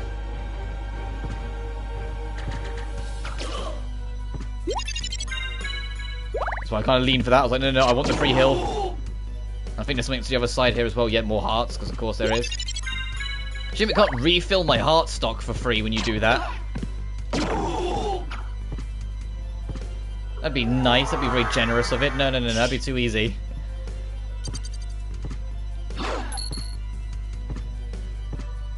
So I think that's like genuinely like, the only thing. I was like, I get why they do it for balance, because otherwise you could just heal, get the cross, and then just rinse every boss. So making it that you have to grind for it each time, but yeah, I get it. It's just, it doesn't make it any less annoying.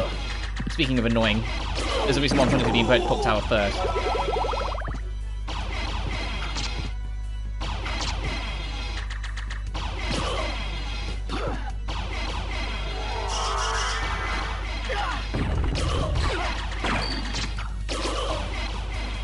There's a reason why I'm trying to do inverted clock tower first.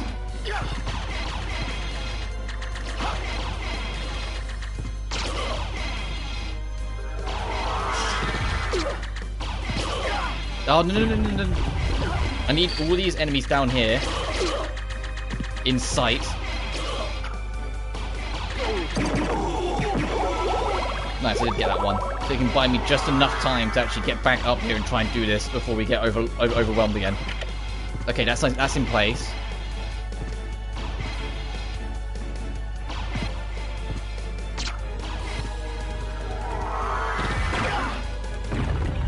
Actually, I can show this. If we wait. Okay, no, it's the other fairy then. The other fairy will break you out.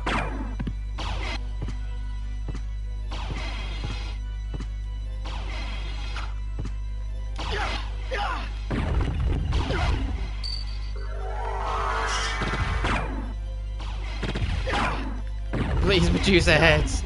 Please, I'm begging you, leave me alone. I've no qualms with you.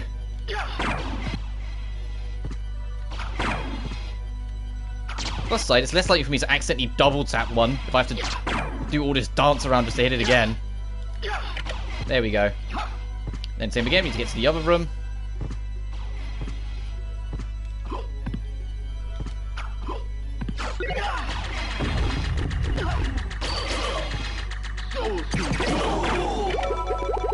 Ooh, one of them clicked.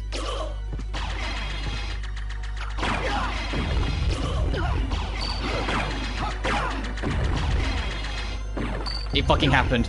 I knew it. I knew it. I knew it would happen. I knew it would happen. I was sitting there, so I was like, I think we're going to end up glitching through it. This is what I was talking about earlier, and you're just stuck here forever. God damn it. I knew it was going to happen. I could feel it in my gut. I was like, I think I'm going to get thrown through something again. That goddamn enemy. Don't get turned to stone. It's a death trap. Ah, how much progress did we lose? A lot. God dang it. That's what you do. You just gotta smile and laugh. You just gotta go, God dang it. It's fine. We'll get back there.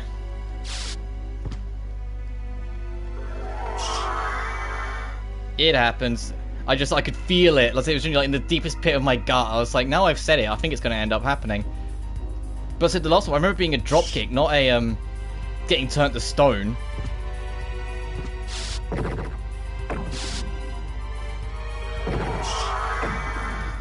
But I just got to show it off. But yeah, that glitch exists on this version, so be wary of that.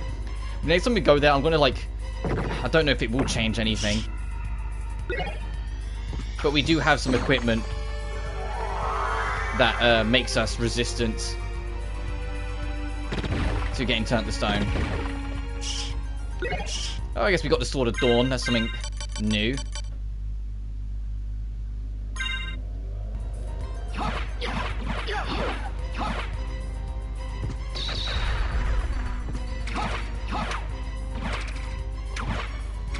Yeah, I'll use this bad boy for a while.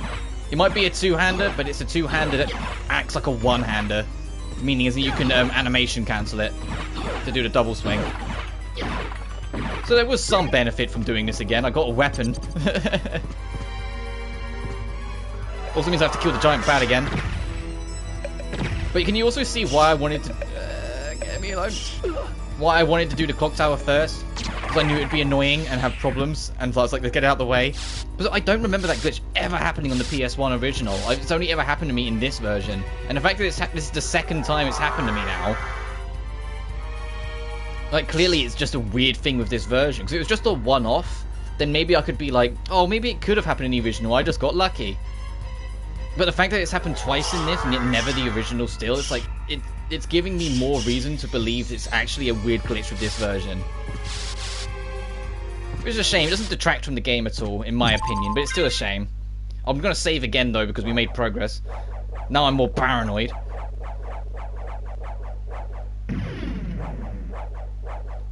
But, so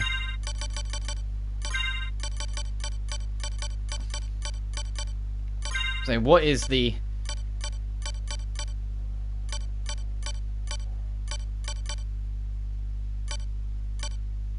My resistance to stone.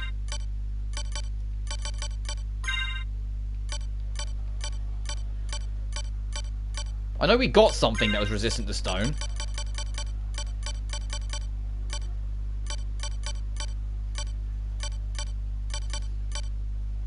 God, I'm glad we got the uncurses, because the curse can be a nightmare when we get to it.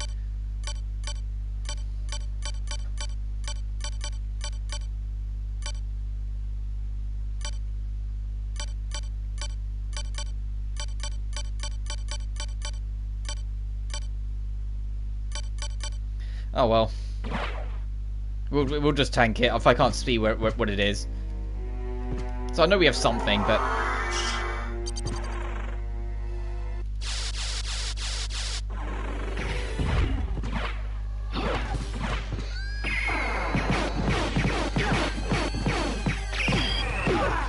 Ow! There we go. Alright, give me my int boost. I don't even use the sword. I dropped the cross and used soul steal and moved on. There you go.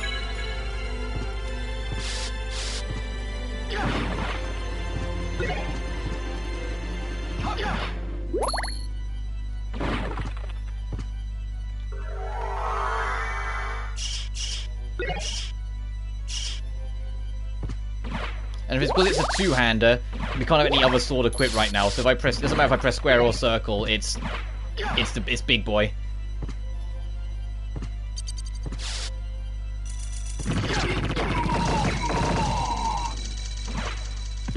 And then we need to head up to this corner to open up this wall again. I've got to remember what we did before we got fucking glitched through the world.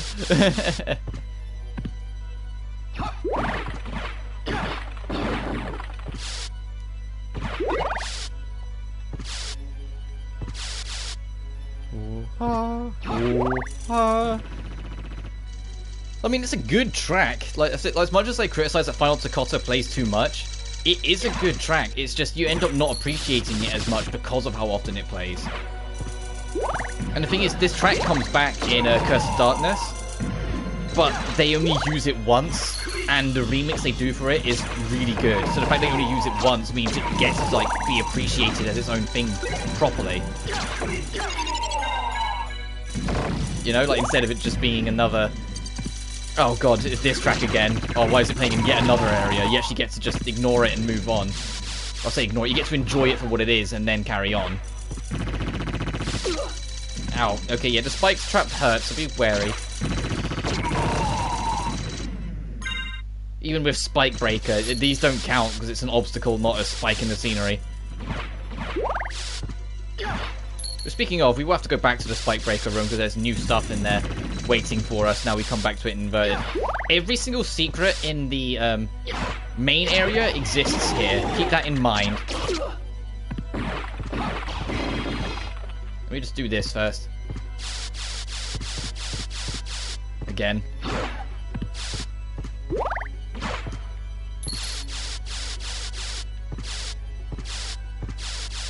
There wasn't anything in this corner. No, no, no. You have to drop down here.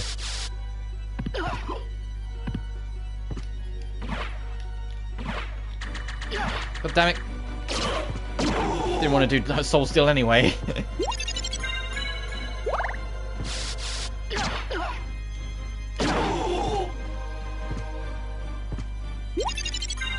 Because we have more hearts at this point than we did when we were last here. Do you just respawn infinitely? Is that what's going on?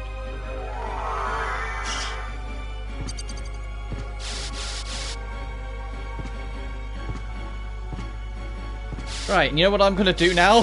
Because I'm paranoid. I'm gonna go back and save. Ow, as soon as I can.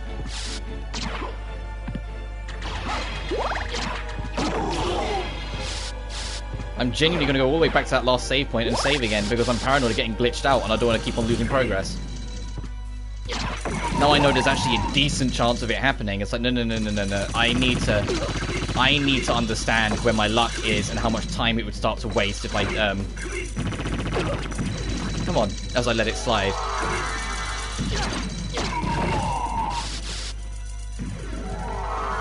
And it'd also be in my best interest anyway, just so I can save before I get wrecked by these guys. Come on, Spikes. But the next event to look forward to, as I said, is the Summer Game Fest, which I'm hesitant on. Ow. I'm sure there will be a few things in there that are interesting, but the last Summer Game Fest, there was only one game that people were, like, super into. Like, Salt and Sacrifice was kind of cool, but that was... Well, other than that, it was the fact that Elden Ring was revealed. Everything else felt like a time waste for a lot of people. And it's like, Jeff likes to do this, oh, it's going to be great this year, it's going to be fantastic. It's like, yeah, you told us the same thing last year, Jeff. And it was boring as shit last year. So I'm excited for it, but... I don't know. I'm more prepared to go in with low expectations. So I went in with low expectations with the state of play, but I already knew, like, I expected something Resident Evil was going to show up. I wasn't expecting it to be 4, thought that'd be a little later on, so I was kind of glad to see it is. And I'd reached a point where I'd kind of confirmed with myself that it was probably a very good chance FF16 was going to be there. But man, everyone was theorizing that 16 was going to be out this year. Summer 2023. That was such a, like, I saw that, like, it's like, it'll be great when it gets there, but that's so far away. I was like, oh. And the thing is, because it says summer, that means there's a good chance it won't be like August. It'll probably be like, that's just a vague aim. It'll be like September-ish it'll come out. So it's genuinely ages away. I'm like, oh.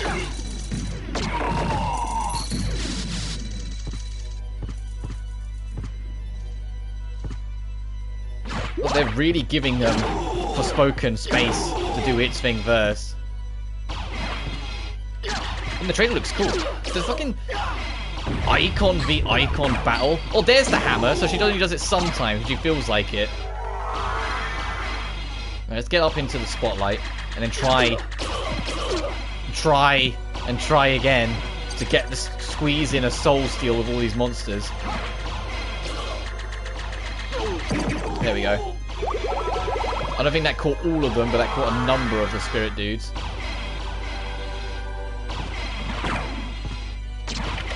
Okay, that's in place. I get to play this game again.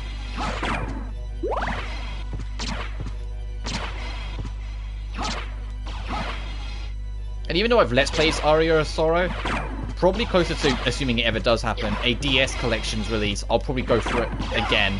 Because it is my second favourite, so it's nice to come back to these games and be able to be like, hey, Vania. And at some point I'll do more of the classics as well. Like, I want to go through original NES Castlevania 1 at some point. It's just not yet. So I'm telling you now, I would play that game with save states and rely wholeheartedly on it just to get a move on. It's the same with 2, and it'd be the same with especially 3. Holy, but I've already live streamed 3. I did it before I started live streaming properly. I did it as like one Halloween. It's been like 3 hours. So I probably won't live stream 3 again if I'm being honest. I know that might be disappointing for some of you, but nah, no. I have to be somewhat reasonable with myself. I've Let's Played it before.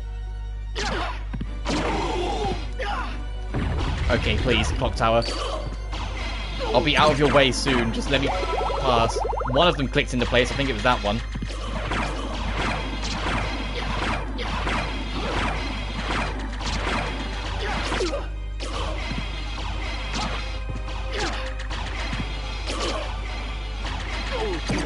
Get out of here. Also, it's going to interrupt these, so... Okay, that's in place. Oh, no. Oh, thank God. I was going to say, this one room is the bane of my existence. I can check, but I think that one on the left got reset from my soul steal. Oh, no, it didn't. It's open. I just need to fucking get to it now. Please. Yeah, the diamond, the life apple, and a sunstone. The opposite of the moonstone.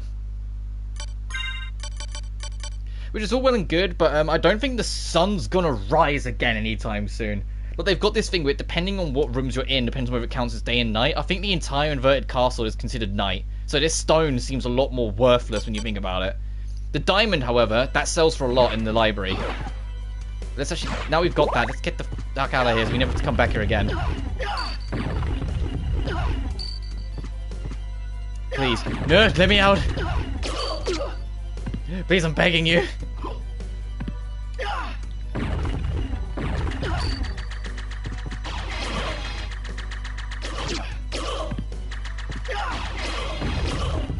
No. I don't want to be on the right side. The right side's dangerous.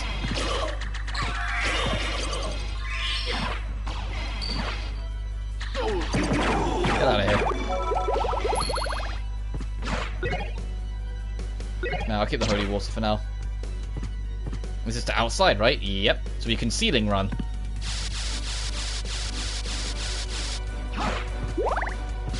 Oh, jeez.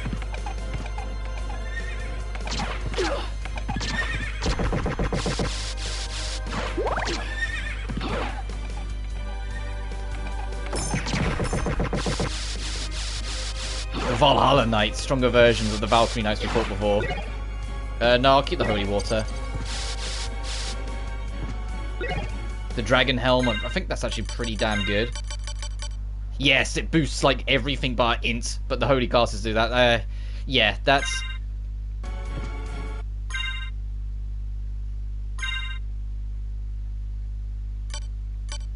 What do you mean lowest defense? It's not the best defensive item we have. Or is it frightens enemies and lowers their defense, is what it's saying. Either way.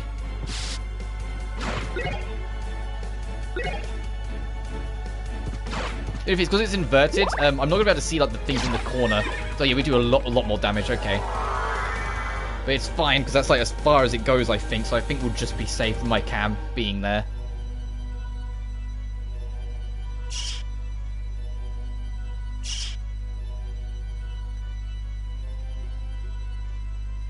Just getting more of the map marks.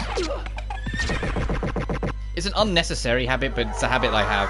I like to just get this map marked and cleaned up. Because it's earlier on. When it's later on and it's the corner hunting, it really doesn't matter, but just for now. And that's to leave.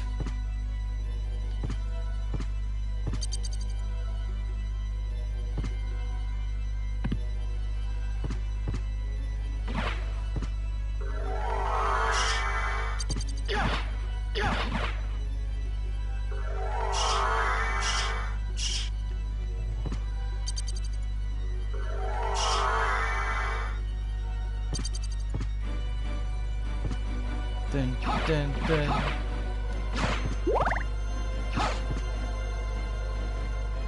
So the fact that I'm humming it should be proof enough that I do genuinely enjoy this track. My problem with it isn't the track, it's how used it is. Because it is a good track, you're just so tired of it by the time you reach the end. And that shouldn't be the case, but unfortunately it's just how it is. Am I going insane? But I'm sure there was like something in the water here?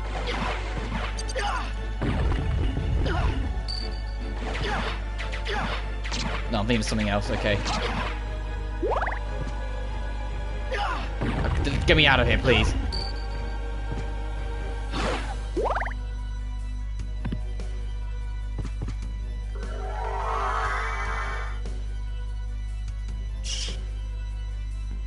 If you wonder why I'm checking the map a lot, it's seeing what square I count my counters in.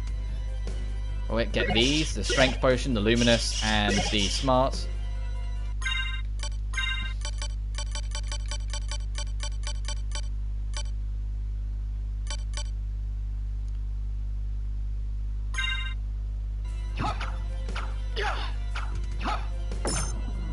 It's alright.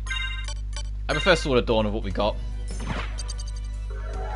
There's only one damage point weaker, so I suppose they should really be using it, because, you know, then we can have something else on the other hand. But at the same time, we also don't have anything else that has, like, really good damage at this point.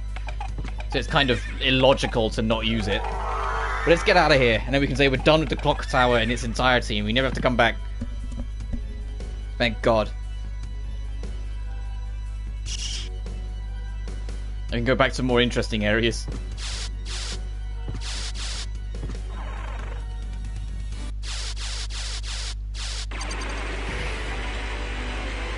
Uh-oh.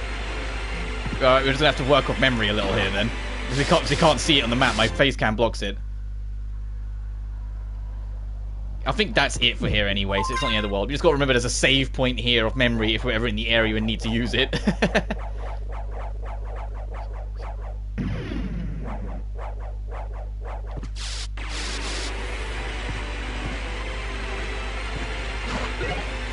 Sure, I'll carry the book for a while. We're near the library, which is... our weapon's going to stop mattering very soon. That's the nicest way of putting it. If you don't know what I'm talking about, you're in for a surprise. If you do know what I'm talking about, yes, I am going to go get it. Because it's kind of rude not to. I might not use it for the whole run, but I'm definitely going to use it for a while to showcase why it's so great and so beloved. And, you know, like the best thing ever. So much so that even when they brought it back in Bloodstained for the sake of the reference, they still retooled and rebalanced it a hell of a lot to make it nowhere near as powerful. It's still good in Bloodstained, but just nowhere near this level. Also, this is how the warp rooms work now. You have to touch a thing and it'll take you up to it.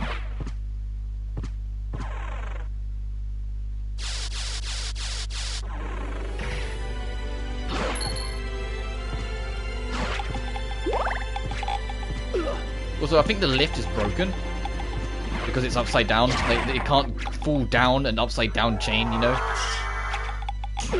Also, these skulls you can't harm. But they do have hitboxes, so you can soul steal off them, even though they don't have hitboxes, or they don't actually have hurt boxes, sorry. You can't hurt them. Damn it, I was trying to correct my headset.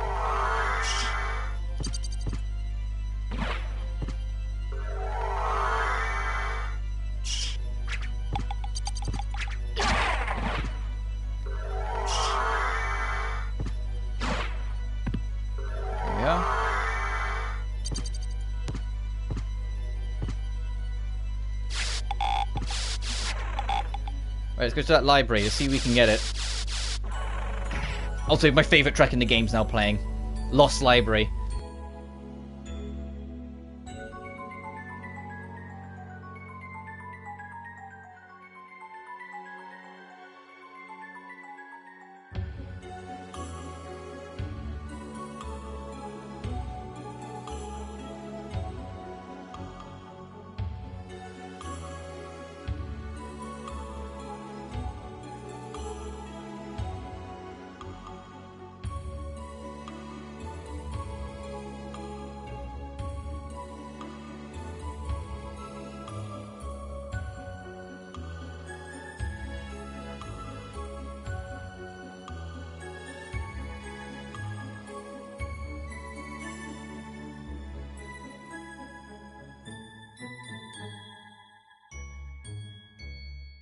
I love this theme so much. Let me turn it back down my ear again. Right, this enemy, the shmoo that just threw at us and died, has a chance, not a big chance, but a chance, to drop a little weapon for us. It's a very rare drop, but I'm going to grind it out because it's more than goddamn worth it. It drops a weapon known as the Crusagram. This one. This is the quickest way of grinding it, for the record, if you're curious.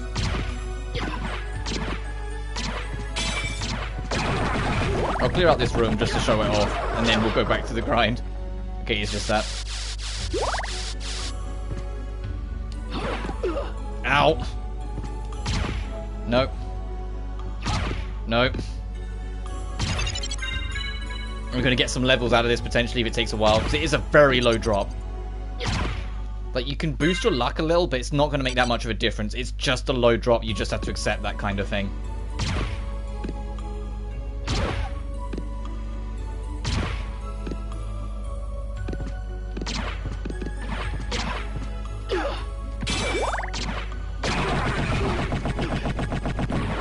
Get back here. But it's one of two weapons that completely annihilate the balance of the game. The Alucard shield is the real treat, but you got to do a little bit more work to get it to work. But once you do, it is the most powerful thing. Whilst this, you just got to get lucky with one of these guys dropping it, and then you win. And I wish I was kidding in that front. You just win. There's nothing else you have to worry about anymore. Be careful of that, though. The last thing you want to do is for it to get the drop. You see it's the Crusagram, and the enemy knocks you out of the room before you can get it, and it gets reset out. That's painful.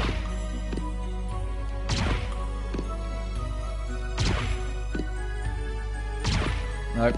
That's why I'm pausing like for a second before I leave the room every time I swing. So I don't want to accidentally leave the room and it be exactly what I'm looking for.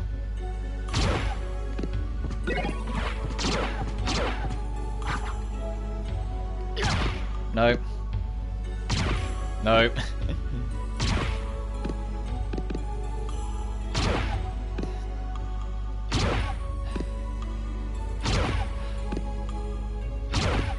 No. Boom, boom, boom. At least we get to enjoy more of the music whilst we're here. And I think it'll be worth doing it, because it'll, even the time it takes to get it, we'll level up a couple times anyway, right? Because these things drop a healthy amount of experience. In fact, everything here drops a healthy amount of experience. So they want you to be like level 50 before the final boss. So doing this does have the extra benefit of getting us some extra experience. It's just the real trick, the real trinkets, the real prize. See, we've leveled up again. We've leveled up like 3 times trying to do this. So I am going to stay here and keep on grinding for it, because even if it takes a while, I can't stress enough, if you've never played this game before, how goddamn worth it is to get it. Nope. I'm jumping down like this because it's going to... Then if I get hit, it's not going to knock me back. That's the kind of mentality I'm in, is making sure I don't, like, accidentally drop it or fuck up in some way. I actually do get it.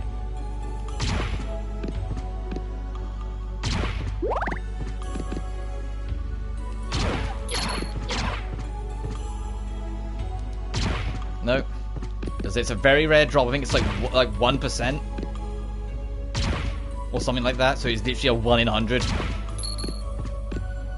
I don't think I have any luck boosting stuff on me, do I?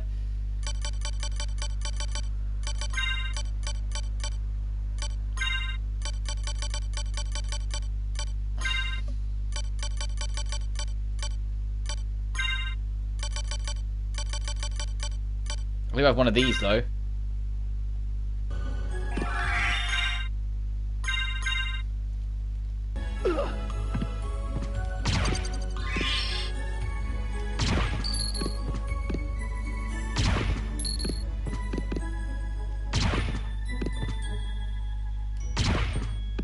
I think it already ran out, so that wasn't worth it at all.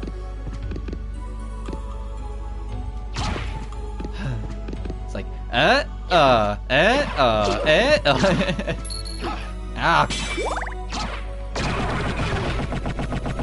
Nope, still no luck.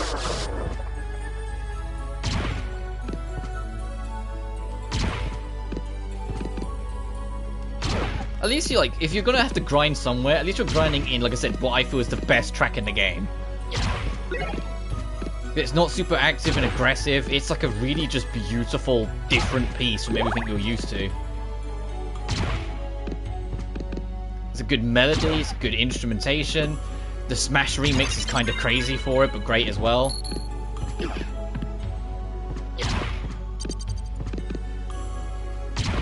Come on, Shmoo. Give it up. Actually, whilst I'm doing this, I can try and quickly look up what the odds actually are. Let me quickly do that.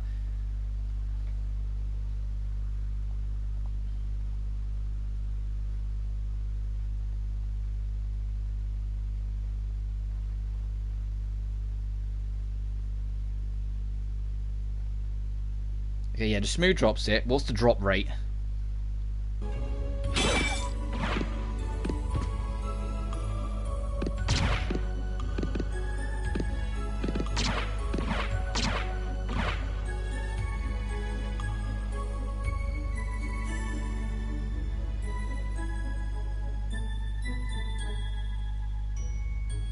Doesn't say, it just, oh, Jesus Christ.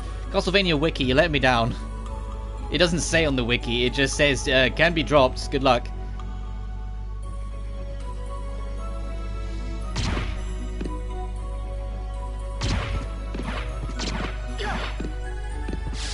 Dun, dun, dun, dun, dun, dun, dun.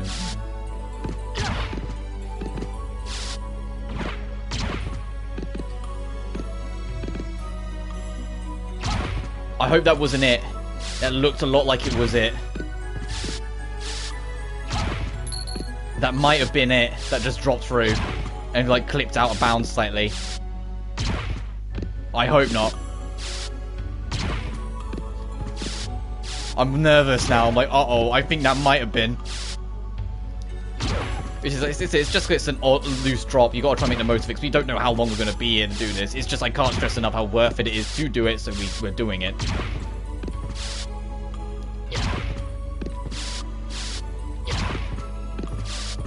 It's also why I want to kill it like more in the open here, so things like that can't happen. But this stream has been not the luckiest for me. Clipping out of bounds moment we get into the inverted castle. This potentially clipping out of bounds as well. I'm not sure, it just really looked like it, which is why I was nervous.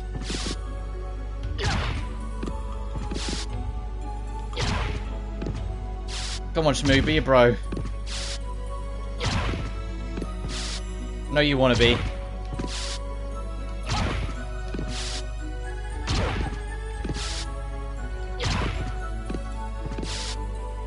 Things like this is why you use this room, because it's so quick to just kind of zip in and out, whack it again, zip out, whack it again. Whilst we're doing this though, yeah, Final Fantasy 16, we talk about how that game looks absolutely badass. It's going for like a full-on action game, like your health in the top left, like you're swapping out styles. Like I saw like you have like a button you can hold to do certain things, but then equally you can like change styles based on what like Archon you've got with you. So like you're going to be like Archon slaying to like build up your ranks and get stronger and stronger as it goes on. It looks very different from like any kind of other Final Fantasy, and I think that's the biggest reason why I'm excited for it. It's such a different beast of a Final Fantasy game. And if they actually, the actual fucking icon fights themselves, where it's literally like a kaiju battle, where you play as one of them, have this giant meaty battle war with another one, and you like rip off a limb, and it does like 330,000 damage. That was the crazy thing, me ripping off limbs. I was like, oh, this game's cool. This game's got that extra like badass factor.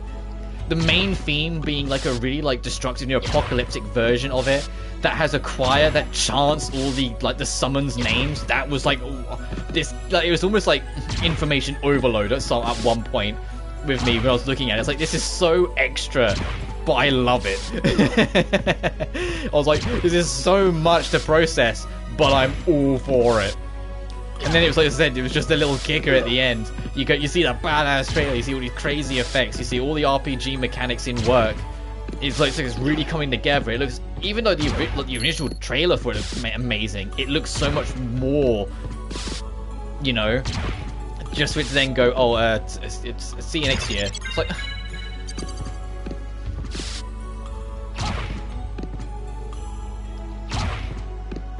But it's fine. It's going to be worth the wait. We know what we're doing next summer. And it also means I'm not... some of the other smaller stuff I was curious about checking out in, like, the holidays is not so fighting for my attention anymore. You know? Because, like, Soul Hackers is in August, Sonic's this month, Klonoa is next month, the Callisto Protocol is in December, which I'm absolutely going to want to play. But still no, come on, game. And then, like I said, Evernight will be early-ish next year, maybe. I think they just said early 2023, so we'll just see how it goes. That means nothing when it's a one-man dev team. It could be a while yet. I'm kind of curious what's going on with Project Eve. Remember that game when that was announced? That game was really sick as well. But then it's kind of vanished off the face of the earth since. It's like, I kind of want to learn more about that, because that looks really cool. I imagine it's doing just fine. It's just going through the development process, and we just saw a relatively early build, and that's why it's taking so long. But it's like... Oh, I didn't realize we was that low on health, thanks.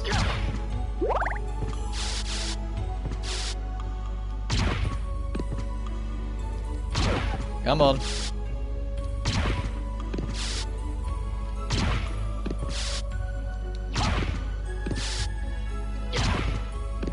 How much levels have we got already? 30. Yeah, we're creeping up it. Let's spice it up a little. Let's go through this room for a minute.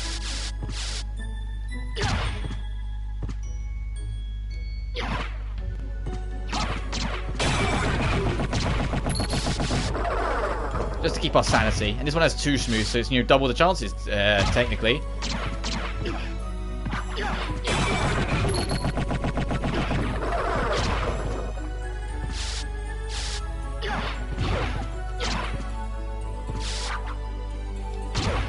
No.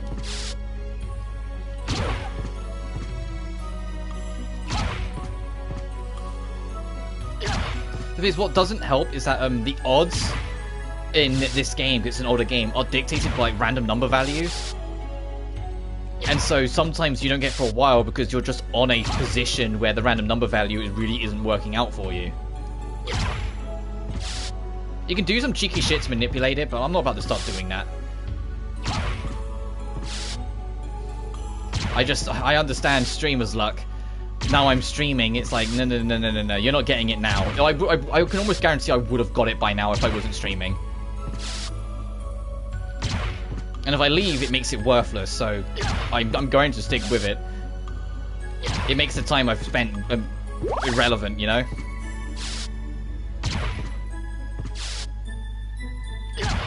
All I'll do is, after the stream, I'll go back here and just put a timestamp in the comments saying, the end of the grind.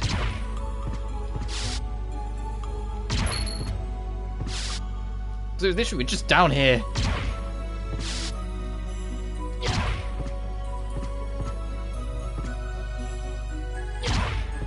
Let's go back to our usual spot. But you see, you can tell it's like a super-powered almighty weapon then, but that it has this low of a drop, you know? Like, you have to work this hard to even try and get it. Money. Nope.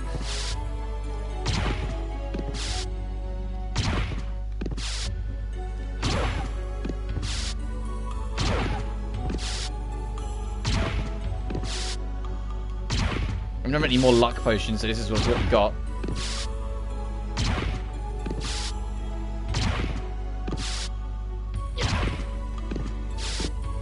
I don't think we have any, yeah, because that's just intelligence, that doesn't matter. Restores OMP. Skelly eyes. Be nuts! Let's see if anything bumps up luck while we're at it.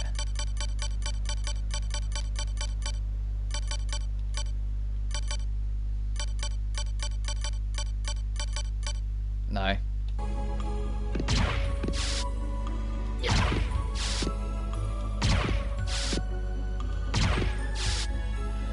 Please, game! I know it can take a while to grind it out, but it doesn't usually take this long. Come on, game. Throw me a bone. Any will do. I need to be careful backdashing, because it only takes one button and it fucking undo my progress, you know? If I get too quick about it, it'll screw me over. It's why I started doing this. So I have more time for my eyes to process before my brain presses a button automatically.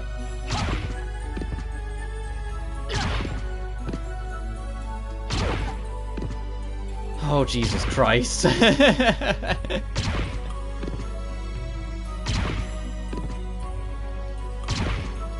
I'll give it a few more minutes. If I honestly don't get it after a while, I'll just move on and get it off screen later. Because I don't want to spend the entire stream here. This isn't interesting. I know it's not. It's just the reward, the weapon you get is so nice that I want to try and get it. But because the Crusaderum is a weapon of, like, legend at this point now in the series. And I want to show where the legend started. So it'll be different, like, when it's Bloodstained. With Bloodstained, you have to craft the weapon instead. So you just got to find the recipe. And the recipe's in the top left corner of the room just before the throne room. So you can go get it pretty quick. And it's also nerfed to hell. They've rebalanced the hell out of it to make it a bit more manageable. Because we're getting Ramen, which is the rare drop. It's just the Crusaderum is the ultra rare drop. Then we just get it again. The game is insulting me now.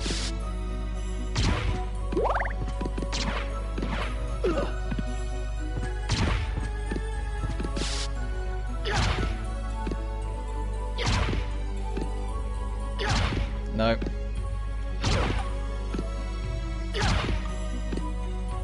I'm sorry if you're watching this and it's like, Jesus Christ, why is Robert doing this? This is just boring as hell. Just wasting all our time.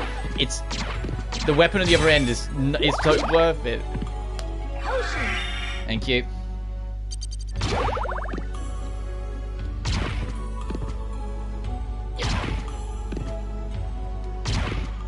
It's okay if we die because we're so over-grinded anyway, it doesn't matter.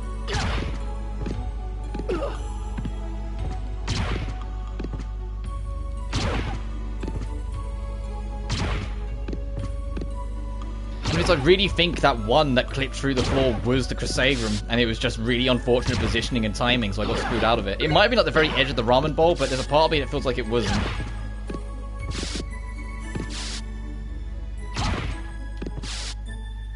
Dun, dun, dun. But yeah, I can talk about schedule then, I guess, whilst we're doing this. I correct my headset again. I said tomorrow it depends on the weather. It said the weather's nice, I plan to do something with my mum. Because, you know, can you blame me? I get to spend that much time with her, how much I do with this. If it's rainy, I'll stream. So then on Sunday, I'll be back to this. Probably to finish this, because I doubt this would take 4 streams. Even if I'm spending, you know, wasting an hour trying to do this by the looks of it. I heavily doubt it will take 4 streams to do the rest of Symphony. And then after that, we'll be back to Blue Reflection. We can go back to Reina and Yuki's relationship. And hopefully that progresses further and they actually get together. Because I'm still really worried that they're gonna, like, pull the rug out from under us and be like, nah, especially because I've already kind of, like, I've theorized on a twist that I think's coming surrounding Yuki. And it involves the whole that she was super sick and then she was magically better when she got here, but she doesn't have access to her blue reflector form of any kind. She's the only one that doesn't. I fear she's dead, and that's gonna be the twist, that she's already dead, and it's like this is some kind of, like, spirit version of her. Especially because they introduced the idea of a kind lie. Maybe she didn't want to break Reina's heart, and so hasn't told her that she's actually dead and needs to be let go. That alone scares the crap out of me, and it's like, please don't do that. Let it be a happy ending between them, or find a way, like do the whole not Reina and Lime, Yuzu and Lime thing, where like we find a way to like bring them back to life technically, or have them at least be remembered. Like, don't strip that away from Reina and Yuki. Let them accept their feelings for one another, you know? Ah.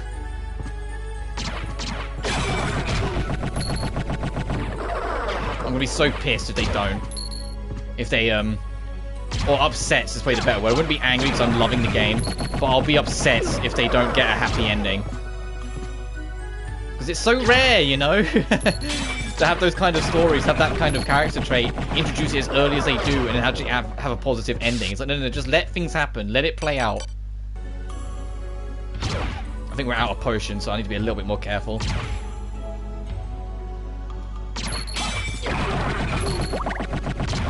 I'm gonna go back and save, just so I can get my stuff back, my healing, and hope, and it might reset. So I might save, and then quit and load the save to reset the RNG. Jack of Bones. I'm hoping if I can reset the RNG, maybe that will play in my favor then and give me more of a chance. Just something, you know? Because how long have I been in that room? Like half an hour, 40 minutes potentially? It felt like it. Oh, it's way, way down here. Have I got some food I can quickly burn? Just to make sure I get there safe.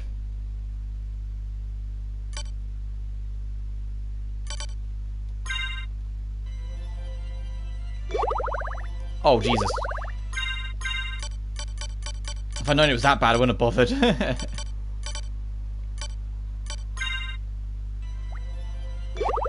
There we go, that's better.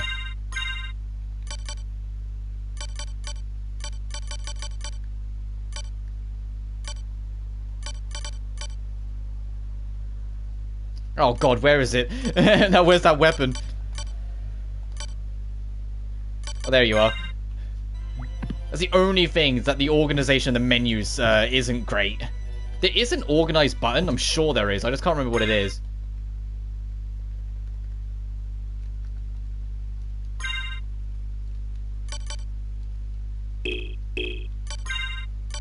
Oh, there's that, but that's not what I'm after.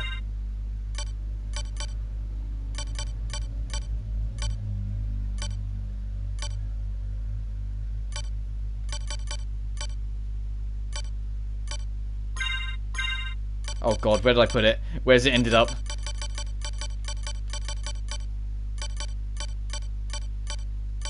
There it is.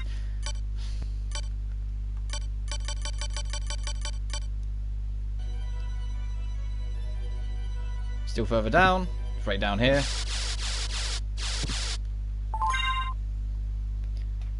Yeah, I mean, how long have we been doing this? Okay, 20 minutes. Okay, so not as long as it feels like I have, but it's still a while. Let's get back up there.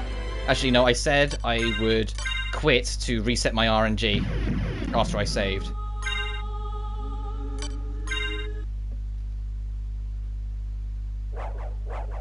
Now let's get back there and see if now the RNG count has been reset, if we have a better chance at all.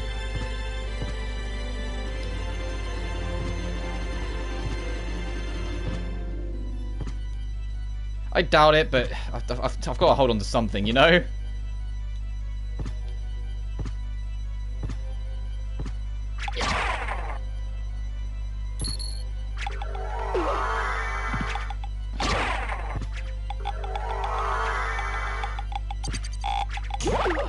Please. Please, get out of here.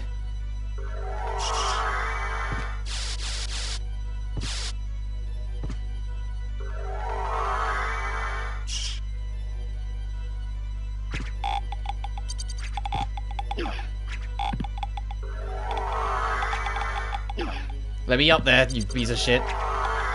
Fuck you.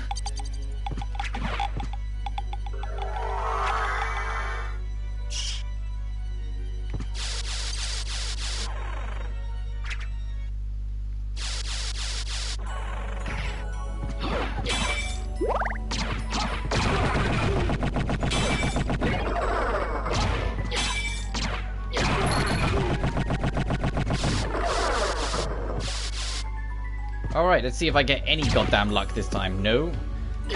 No. And here we fucking go. Go on, Rain, throw me a bone. We will get it. The longer it goes, the more determined I am to get it. Because otherwise we've just wasted time, you know? Which I know is annoying, but I will just put a timestamp on the post-archive. Just so people watch it later can go, oh, okay, just skip to this, he gets it there.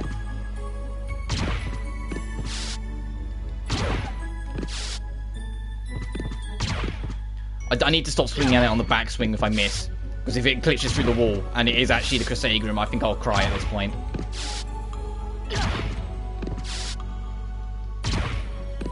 The odds are stupid low, but at the same time, I feel like I said, I feel like we should have got him by now.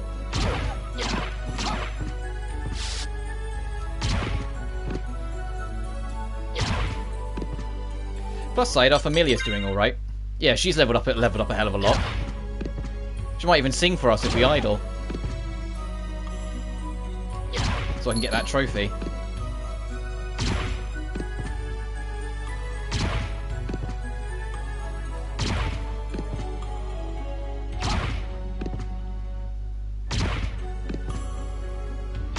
Please. I like that the, what's it called? The Scarecrow has like several different bodies that can show up on it. Like they're handling from different angles and positions.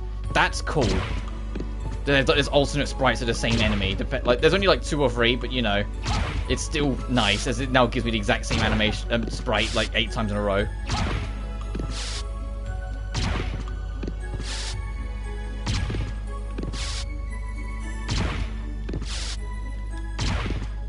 And I'm running out of things to say because we're just doing this endless and endless and endless. But after Blue Reflection, I'm not 100% set in stone what I'm going to start covering next. Like, I know like this is me, and anytime I say the word take a break, so I'll do something else, I end up not. So we'll see how it goes. But at some point I want to do Acid Riser, but I don't want to jump into yet another Gust game so quickly. Guilty Gear is on the 10th, the update for it, and I might do a stream like trying that out, just checking it out, seeing what's changed and what's different, yada yada. And then Sonic is on his birthday on the 23rd or 24th, one or the other, and that will be a stream as well, which I'm looking forward to. I think that'll be a blast. Be able to play the Christian Whitehead versions of those Sonic games, but on new hardware, and go through my favourite classic Sonic 3. With some actual love given to it for the first time in almost forever. Especially because it's the complete version of 3, which is annoying how inconsistent that happens. How many times it's not Sonic 3 in K, you know, the actual full version of Sonic 3, they just make it just S3. You're like, no, you've just put half the fucking game. The reason why Knuckles had the lock-on technology, because it was the second half of the game. If you just play them on their own, they feel incomplete.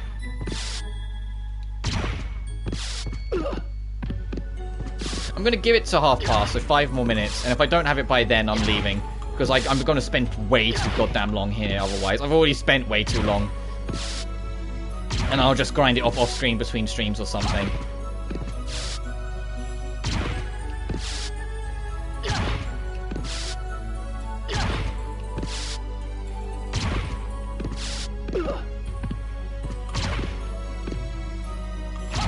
Come on. I want this weapon. And if we can get the Crusader, the other reason why I want it is then I don't have to worry about weapons later on. It will save time later on, because I know I would prefer the Crusader.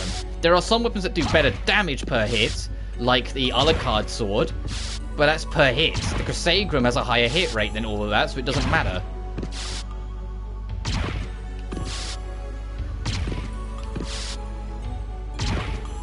And it doesn't help that I'm already feeling quite hot and sticky in here.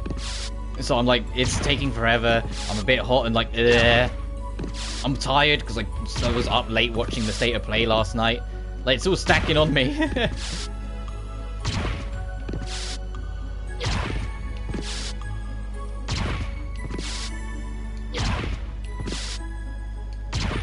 Give it up, you shmoo. Oh, Jesus Christ. What's our luck at on all these levels now? Getting there.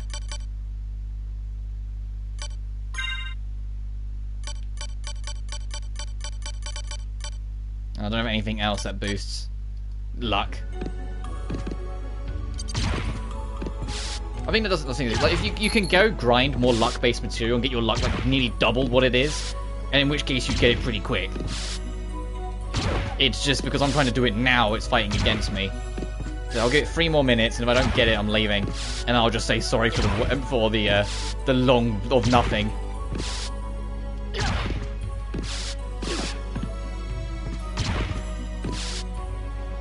Come on. Oh, hey, aw.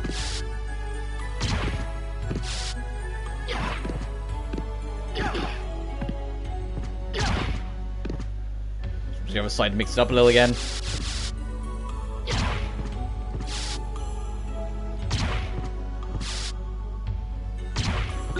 There it is! Oh, thank God!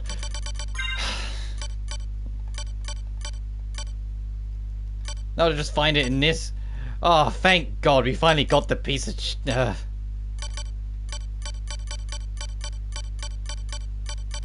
The moment I put a time limit on it, the game went, alright, fine, you can have the fucking thing.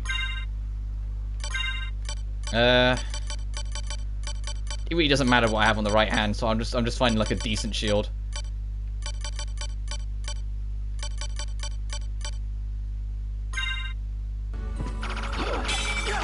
This is the Crusade room. This is your best friend. And there is no contest, there is no argument on the matter. This is your best friend. Look at this thing. Can you see why I wanted to get it under every circumstance? Oh, this one would have been better to grind because there's two of them. Oh well. And this is the other side of this room. As I said, if you use the library card, it won't take you here, I don't think. I think it will take you to the other one in the other castle.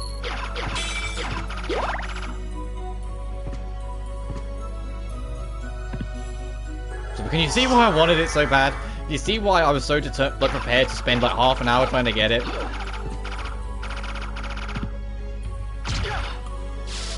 Let's go this way.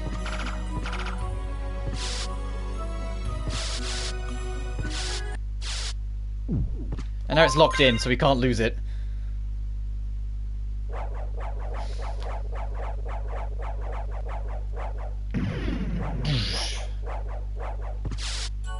We can go back to actually appreciating this game and all its charms and brilliance and all the things I love about it, so I promise. Then you don't have to go for that weapon, obviously. I just do because I love the thing, and most people who know of it go for it, because why wouldn't you when it's this good? Is it overpowered? Yes, there is no denial. There's no, oh, it's not that bad. No. This is the you turn the challenge off weapon.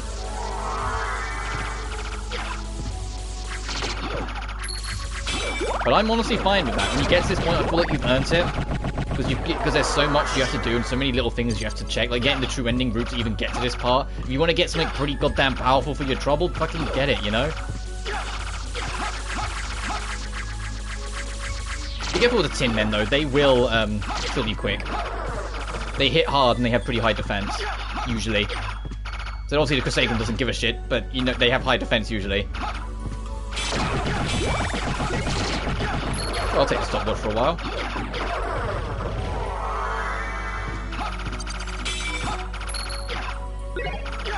The Starlights, what is that? Strengthens the cross. Jesus. If it wasn't overpowered or like powerful already, you can get that, equip that, and make it even stronger.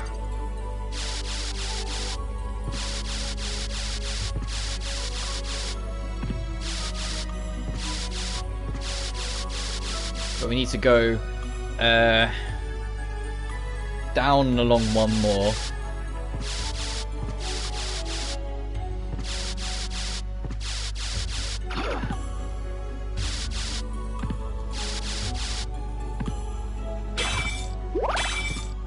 Here. The neutron bomb. You can push this along again. Get the Belderine.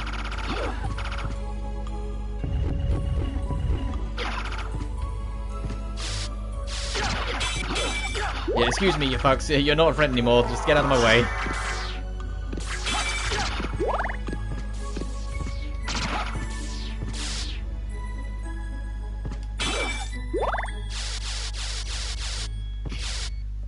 I just got to remember when this stream ends to put a timestamp around about where it ends. Also, any breakable wall that you found in the main castle will be here in the inverted as well. The castle is literally identical. So keep that in mind. especially if you're going for the 200.6, every single secret, including that thing in the entrance hall where you go in with one ability and leave out the other. Yeah, that's here too.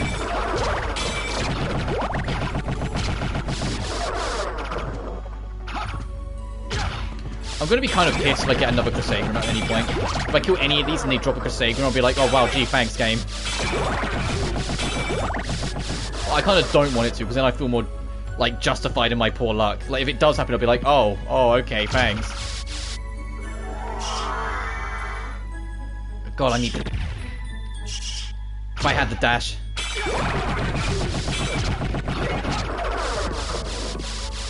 I can't even remember what you get with that dash. That's my biggest, like, problem. I can't remember where it is at all. You might even end up finishing the game without it, which is fine. I said you only really use it for speed running. It's not like there's a secret door you need it for. It just speeds things up if you have it. Okay, nothing of interest in here. So we just need to go to the lower right of what was the uppermost path originally.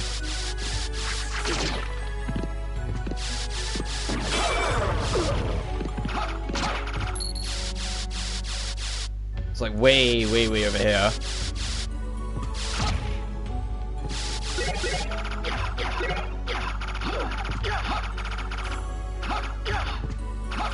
No secrets. Okay, let's leave. Okay, that's it for the library. That's the only reason you come here is for the Crusader, really, but it's still good to clear out. We need to leave and continue up. Go along that walling.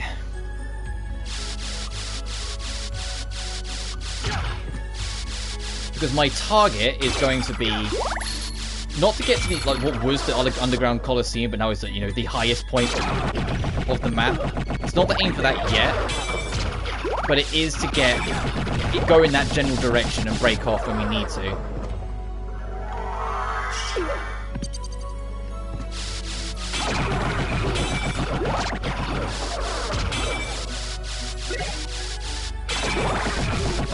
So happy we got this. I don't have to go off stream and do it, or it was a waste of time. I mean, it was a waste of time, don't get me wrong, but it was, you know, we made it, we got it in the end.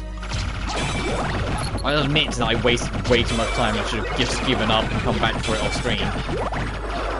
But I was like, it is that one of those things. The longer I was there, the more I was like, no, I need to get this, because otherwise it's just a complete waste. So these things are completely invincible, unfortunately.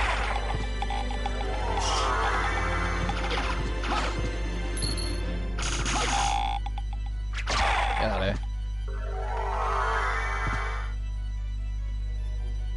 Oh, this is the one that's like circles around. Yeah, because this is here. So yeah, I will take this route. It will just circle around, and it's more things to explore and check out as we go. And there's a boss here anyway. There it goes. We get the 2 for Vlad. Which is strength up. Oh, Jesus Christ.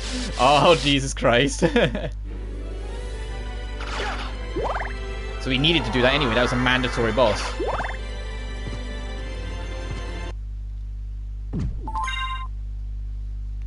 So we didn't even level up from killing that thing.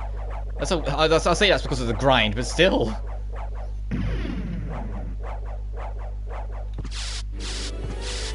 But this is also, like, I know this weapon kind of, like, defeats the object of most things, but, when at the start of the game I said there will be a point where, if you know sort of what you're doing, your build will become near unstoppable, and it's one of the big things of this game they started trying to check in later titles.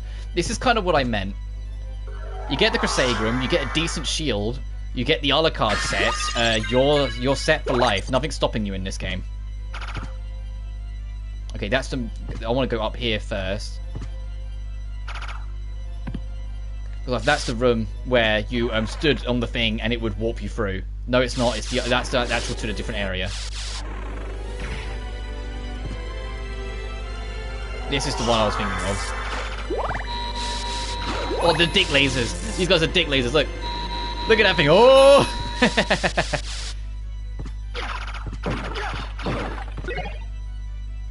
The dim sum set. I don't know if the warp or the lift still works in the inverted because you don't need it anymore.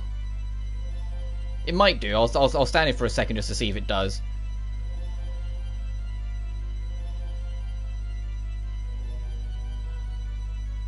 No, let's go. It doesn't matter. It's literally right around the corner. It really doesn't matter.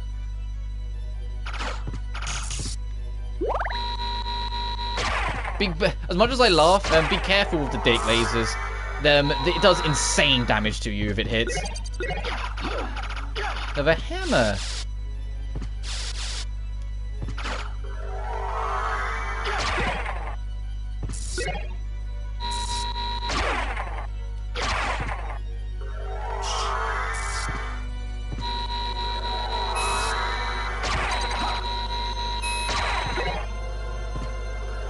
Increase, that'd be nice to have.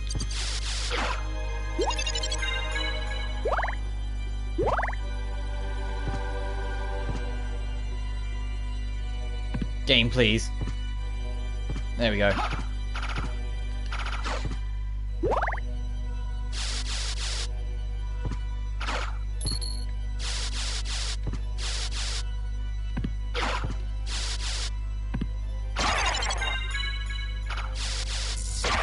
Excuse me, coming through. Go the other way. The stone skull. Yeah, I was like, no, go away. You can't hurt this thing.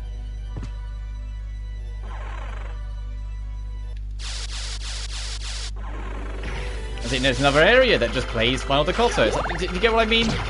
Why, like, this track starts to wear on you a little bit, 'cause it's like, everywhere else in the game, they have so many different tracks and so many things play, and then you come here and it's like, I think it's 6 complete zones have Final Dakota play, and it's like, why?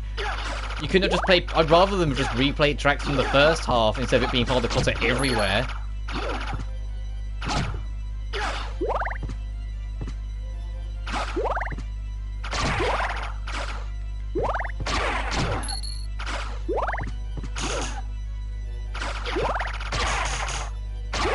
Like, the game that's so infamous for its god tier soundtrack, to get to here and it's like and then they don't show any of it off because it only replays one. It's like, you know, it feels a little disheartening. Okay, this was a dead end, so it's worth quickly just going and getting this.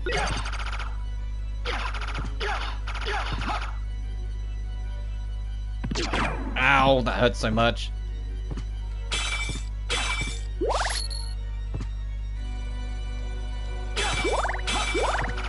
Well, I want to go this way anyway because we need to get back to the middlemost room. Whilst I've still got the stopwatch on hand, I want to get to the middlemost room.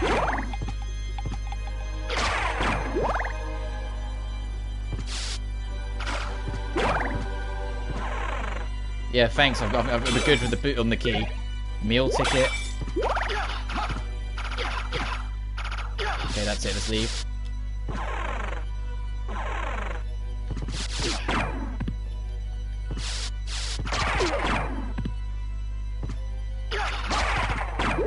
I need to get into the habit of, like, impulse jumping when I land, because those things hurt like hell. They hurt more than any enemy does.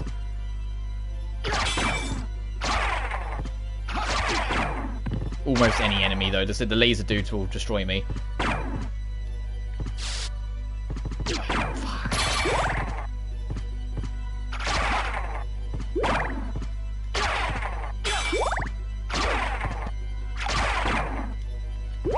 Oh, that's interesting. Only one of them came out at that bit.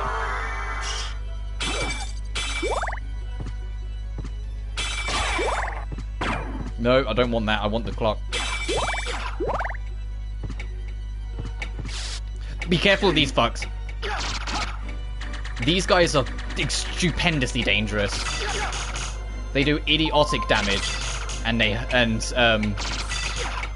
yeah, they suck. I think they're later known as Final Guards. They get their names changed too.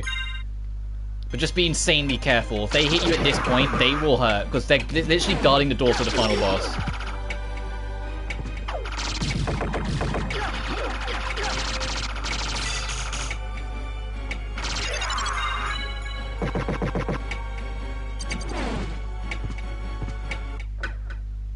Let's do this first before it vanishes.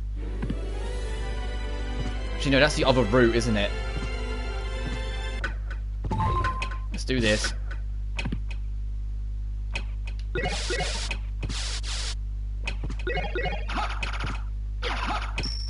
Yeah, you don't get the a la carte set again, unfortunately, but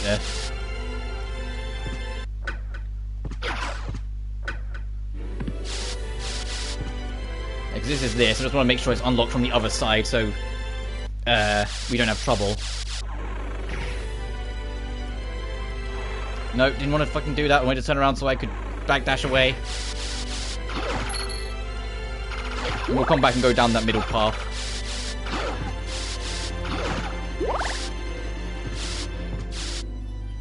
I just want to make sure that we're free to enter and exit this space later, sort of thing.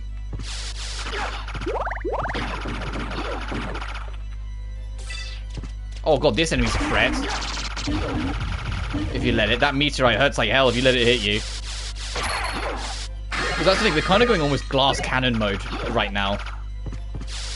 With the Crusader. We do insane damage, but haven't got the best defensive equipment on us right now. Until we get like the a la carte armor and the a la carte cape, we're kind of stuck like this. Ooh.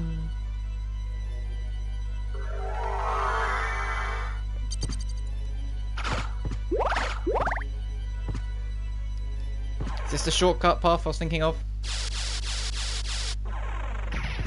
Oh, this is the other side of this, yeah. Which is fine, because we need to come here anyway. This area does have its own theme, though, appreciatively. It's one of the few areas that doesn't have Final Dakota and isn't lost in the library. But there's a boss fight down here, which we want to do. I don't know if it's one of the mandatory ones that gets the Vlad piece, but you want to do it if you've played Classicvania. Or if you've watched the anime.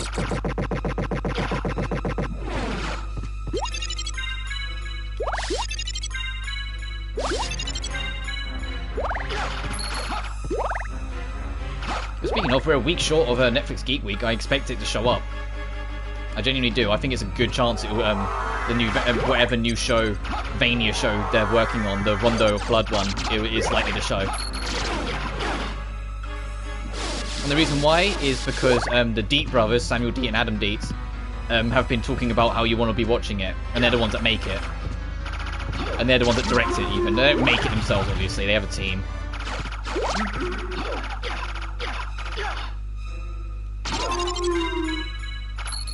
Oh,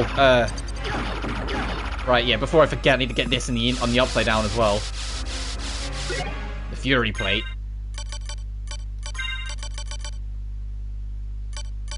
Yeah, it bumps up your defense when you get hurt. I'm going to stick with Spike Breaker, just so then I remember to actually break the spikes where we need to, but that's there.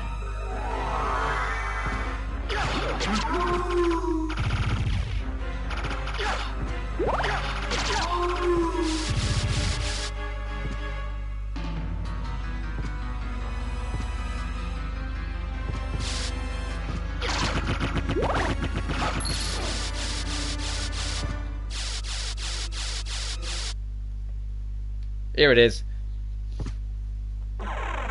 These three are going to close and do their thing, and when they open up, they're going to be literally a zombified version of a la carte's old squad from Castlevania 3. There's a fake Trevor, there's a Cypher, and at the top there's Grant.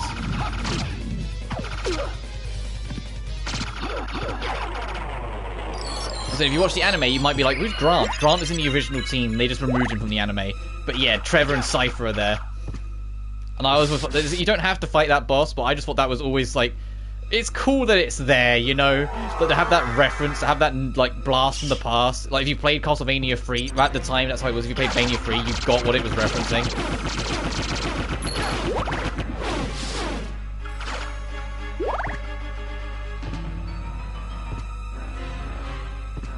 So we can't break these ones either, the cow skulls.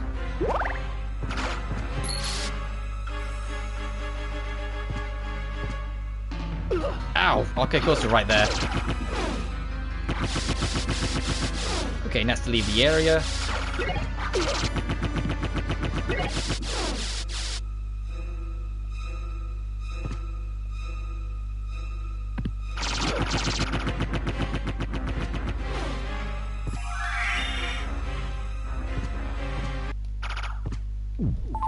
Nice. Morning, John. We're in the second half of Symphony of the Night now. We saved Richter by getting all the rings that you need, so we could then get the stupid holy glasses, just so we could then see the evil spirits around what would be the final boss if you didn't get it. And we've gone to the inverted castle, which is, as the name implies, the entire game again but upside down. Which, to be fair, is like it's the shorter half of it because you already have everything, so it's just figuring out where everything is and beating all the bosses you need to beat. Because there's 5 particular bosses you have to defeat, and we've already done 2 of them. And I managed to get the overpowered shit weapon in the game, the Crusaderum, which is what I'm using right now, because look at this thing. After wasting half an hour of the stream grinding for it. But it was worth it. What did you think of the state of play? Have you seen it yet? Because I loved it. I really enjoyed it. I thought they had a really good set. There's only like 1 or 2 games in it that I thought, that's not really for me. But even then, I thought like, yeah, I know there'd be people that would like them, even if they weren't for me.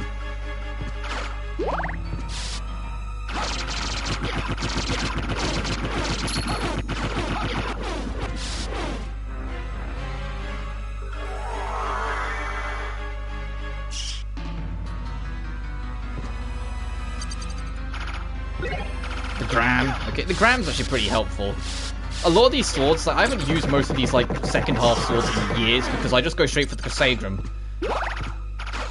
But some of them are pretty good if you're not going for this like game breaker.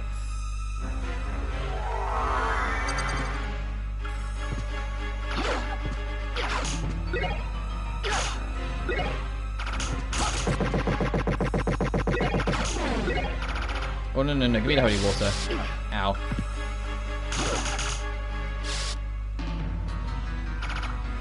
So I had 5 games from the state of play that I thought were really cool. Starting with the obvious, the Final Fantasy fan was very happy with Final Fantasy trailer. I loved what I saw. The only thing I didn't love was the fact that it doesn't come out until like it doesn't. Okay, if you didn't see it, let me go through it then. It started by revealing they are Capcom. I know it's like the worst kept secret. Are officially remaking Resident Evil 4. Like, you know, in the RE engine to be super bloody and gory, sort of like the RE2 and 3 remake. They're doing RE4. It's also going to have VR support when it comes out, which is kind of fucking crazy. I think that alone will sell people. RE4 remake with VR support. People that can afford it will absolutely dive on that like a debt collector. They also said that there's going to be an update for Village at the end of the year, Resident Evil Village, that will also include VR support. So people that wanted to do a VR run of that, like 7 can. They showed off the Horizon Zero Dawn VR stuff. I'm getting the VR stuff out of the way because it was what was first. And a couple other things which weren't my thing, but they looked cool. Spider-Man PS4 or Spider-Man PS5 is coming to PC. That was huge. A lot of people were like, what the fuck? That's getting a PC remaster? Like, okay. That was dope as hell. The Callisto Protocol was revealed, which is a horror game made by the original Dead Space team. As in, like, the Dead Space 1 and Dead Space 2 dev team. And you can tell when you're watching it. And I was like, that comes out in December. And I was like, okay, I want to get that. That looks amazing. Street Fighter 6 got proper shown off, and it looks great. And this is coming from someone who's not even the biggest Street Fighter person. It looks amazing. They're going for a proper hip-hop vibe with like graffiti art and everything, using the RE engine to make all the characters more stylized. They brought back fucking alpha counters and parries from 3.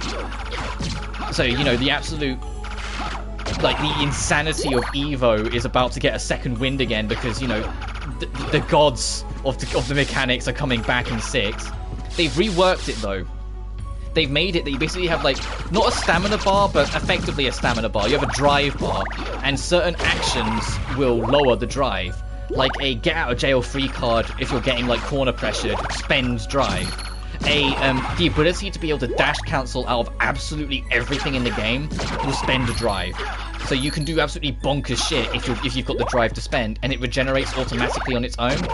But if you land a perfect parry, it comes back quicker, so it's risk versus reward. You're encouraged to do parries, then you get to do crazier shit with your combos and whatnot. if you can land those perfect parries. So you're encouraged to play more aggressive, do more risk and reward. And, like, that's so really cool. And it's gonna have a world tour mode, like Alpha 3, where it's like you're in like a 3D adventure, running around, talking to people, getting into literal street fights. So act as like a replacement for the story mode. So that's really exciting. It's not out till early next year though, so we've got a bit to wait for it. But that to me is like, okay, beta by Christmas. So yeah, Capcom actually kind of rolled it now that I think about it with that and Street Fighter 6. There was a little game, and it annoys me that people that were kind of like bullying the dev until they realized it was only one person making it, and then people finally started leaving him alone. There's this one-man dev, or the Twilight Cloak, I wanted to get that. He's making a game called Evernight, and Evernight is a one-part. Also, we got a black coat with like the red inside glow. It's amazing. It's one part an action game with some really tight mechanics, like a full fleshed out action game, and one part dating sim. And people are like, oh, there's a not a quick time event. There's a point where it comes up with a prompt in the trailer saying hold R2 to hold the girl's hand. And I was like, I was like, that game's cute as shit. It looks pretty high quality, and it's a one-man dev team, and he's put his heart and soul into it. And it comes out early next year. But people didn't see that first. They just saw a weird anime game where they have a quick time event to hold his hand and started like bullying the dude a little bit. And I was like, come on, I think it looks really cool. So thankfully a lot of people laid off and let it go once they realized it was a one-man dev team who's almost entirely built this in his spare time. He doesn't have a budget, it's not some big team catching on trend. It's a dude who genuinely was inspired by an idea of making an action game that had a dating sim side to it and is committed to it and is in a position where it's nearly done. So I'm excited for it. Like his studio that he made a Twitter for, I've subscribed to it because it's like, no, this dude looks cool and I'm interested in playing his game. And you know what I'm like at this point? Of course I'm going to be down for an action game with a dating sim side to it. Like, it literally has my name written on it. And it's confirmed there's going to be gay options as well, which I think is always nice that there's the extra things. So it's like, essentially any character you meet is someone you can date regardless of gender.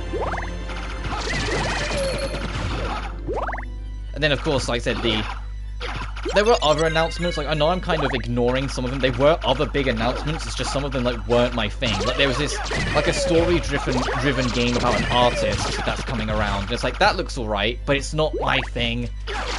You know, as I know some VR stuff. It's like, I'm not a VR person, so that doesn't interest me. But at the end of it all, we got Final Fantasy 16. We got a big 3-minute trailer that showed that the game is genuinely goddamn insane. Not only is it straight up an action RPG with like your health bar in the top left corner like it's Devil May Cry, which makes sense considering Devil May Cry devs are working on it, but it's also one part fucking kaiju battle where you'll be able to control those legendary summons of the franchise like Ifrit, like Phoenix, like Titan and whatnot, and fight other fucking summons with it. It's literally like giant versus giant battles, and I was like, okay, this game is amazing. It needs to come out like today. And then at the end of it, they went summer 2023 release, and I was like, oh, that's so far away. But everything else, it was a really strong. It was half an hour of genuinely really cool shit. It's just, as a Final Fantasy fan, like, I'm so excited for 16, but holy shit, why does it have to be a whole year away? You know? Like, it looks done. It looks good to go. Why are we waiting another year? I know it's just polishing time, but oh. The Alucard mail is god tier, so I'm going to put that on. I just need to remember to swap back to the spike breaker when we get to the other spike room, otherwise I'll just run headfirst into the spikes and get myself hurt. But that was kind of it. That was it. It was short and sweet.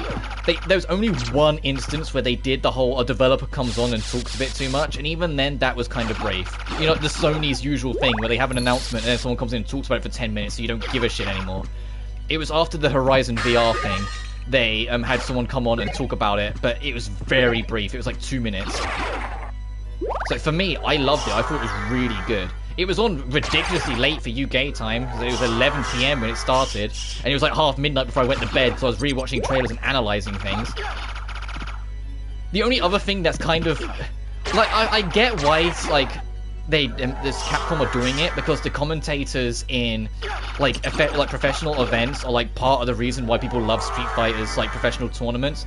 But there's going to be a mode in 6 where actual professional real world commentators have like AI generated responses to your gameplay. So like, if you like land a really cool reversal, they'll go, whoa, he managed to get that? That sort of thing. Like, they'll actually have an option where you can have the real life commentators of like EVO and the Capcom Cup commentate your matches. And I'm like, that's cool, I guess, but I'm never using it. Like, that was like the only weird thing with the announcement for me. Like, everything else was like, that's super cool and whatnot. That, I heard it, I was like, what the fuck, Capcom? But whatever.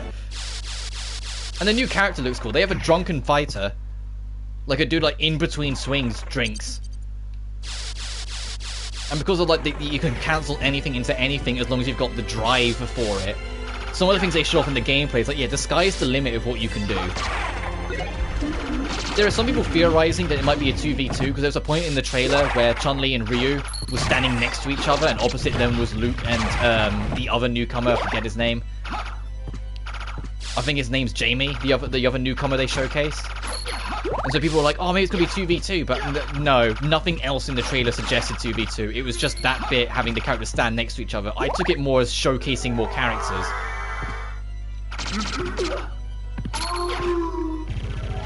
But that's it, essentially. So for me, I was a very happy bunny. I reached the end of it and I was like, this is fucking sick. Everything that they announced, even if not all of it was my cup of tea, like the VR stuff, like the, I think it's called Raven, I think, was the book, like the story-driven game. Everything else was super cool. Like, the Callisto Protocol, we're absolutely playing that when that comes out in December. Fucking Dead Space, like, it's literally the Dead Space 3 we never got. Hell yeah, I'm getting that. Like, it even has some of the same Dead Space stuff, like the health bars on the back of his neck, instead of, like, you know, actually on a HUD. All the monsters come at you like a bat out of hell, and you have to use, like, very precise weaponry, like the blow-off limbs. Like, no, it's literally Dead Space and everything but name. It's the same devs. It's the real Dead Space 3 we never got.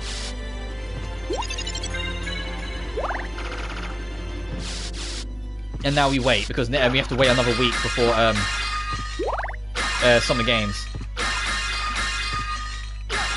I don't want any of these.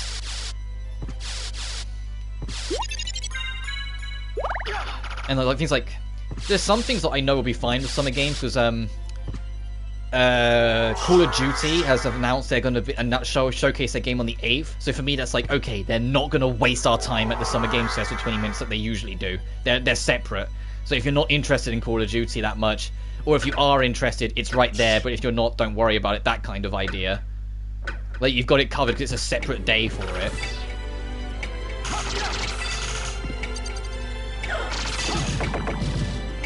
Ow, right, I forgot these guys do so much damage.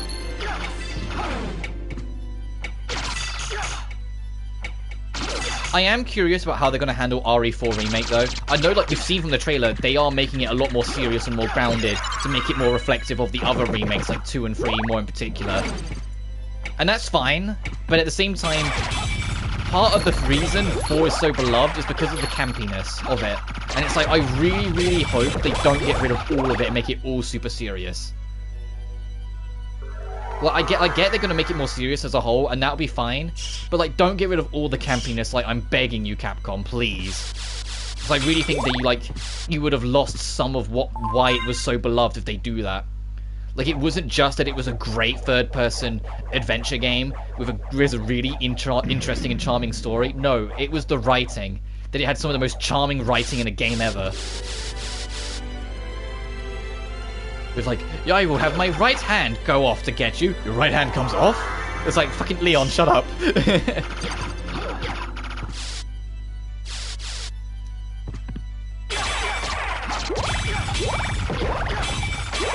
And Ashley, I get it, because the RE engine. Ashley looks hella different. She doesn't look like a prim and proper princess anymore. She looks a bit more like...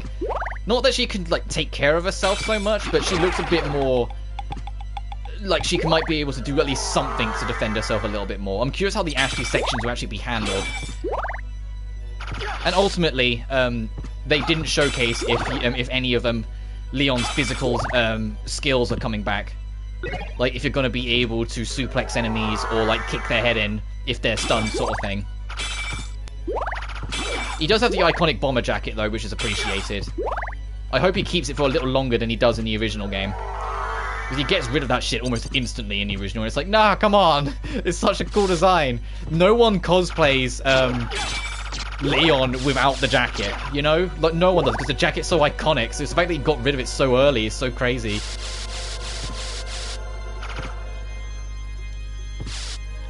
And Village getting VR support, you know, all the people that are like huge Lady Dimitrescu simps are going to start winning, because then she can, you know, literally walk up to you and pin you down and step on you and all that shit.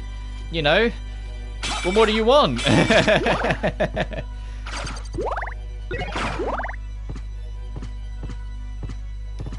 Ow, fuck. I was like, I registered how dangerous the obstacle I was approaching was a little too late.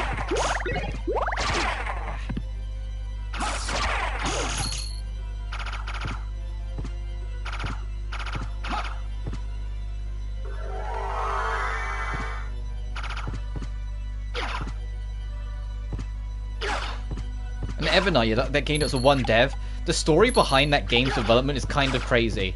Look, he put a post on his Twitter explaining like the development process, and he literally played through Persona 5, loved it, but wondered what if it was an action game, and so started working on it, and like committed to it fully, like got like support from his friends and whatnot. Like, he spent all his life savings into it. Like a problem was like Cuphead level of like dedication to it, and it's like his inspiration is he played Persona 5 and went, what if it was an action game? And we're like, this guy's fucking insane, but it looks pretty damn good. And obviously to say you just made it lean more into the dating sim aspect as well, compared to the Persona games, which they do it a little, but you know, not as directly.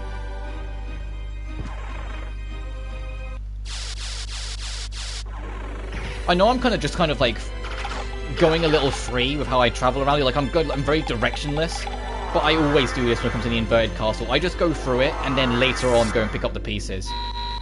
Oh, Dick Laser, yeah, mind him.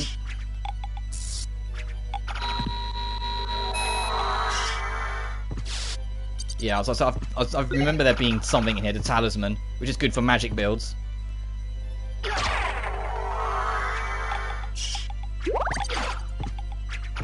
And the thing is, I know there was something else, like, immediately after Street Fighter 6 that was announced, that wasn't Capcom related. It was a different game from a different company. But I honestly couldn't tell you what it was, because like most people, I was too busy freaking out about how cool Street Fighter 6 looked.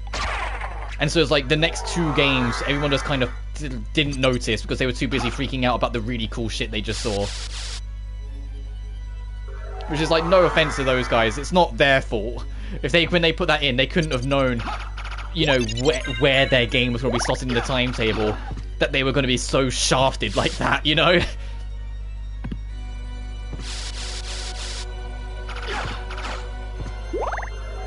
So at least Evernight was announced just before Street Fighter 6. I think it was like the game literally before it. So everyone was like, oh, okay, that was a cute little quirky game. But if it was the other way around, no, people might not have noticed it. So the fact it did get noticed, I was like, thank God. Because I really want that game to do well. I think the dedication that dude's put into it and what he's trying to do with it, it deserves to be recognised. And I hope it does well. And the fact it's coming to console is great. I'm genuinely looking forward to it. It might not be the best thing ever, it might be a little clunky in places, but I don't care. It's those sort of games that I will absolutely buy in a heartbeat to try and support the devs. Alright, this secret again. And it's obviously much more awkward to do, because we don't we have to fly into it. I think it's Bat, then Wolf that opens the door.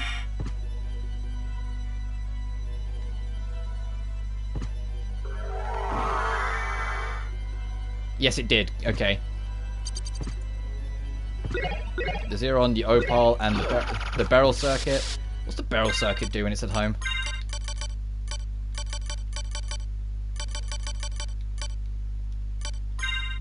What a weapon, is it?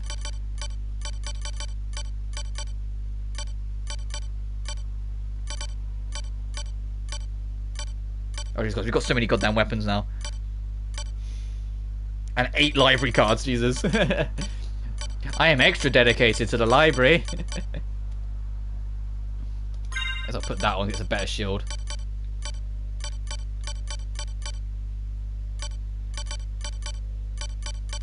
Okay, I don't know where that is. Oh well.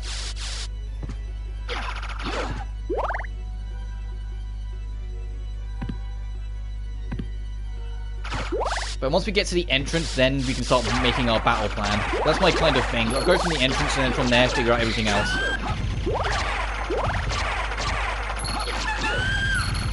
Christ, he is the Crusagram so overpowered.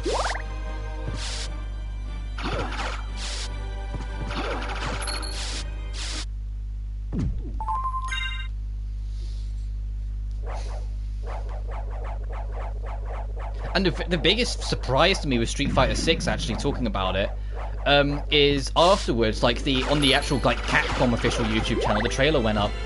It's not going to be a PlayStation exclusive like 5 was. It's going to be on Xbox as well. It's on this gen and next gen, and on PC. So it's all going to be together. I hope it has crossplay like 5 did, because that was amazing in 5. I imagine it will, because I don't see why they would go back on it.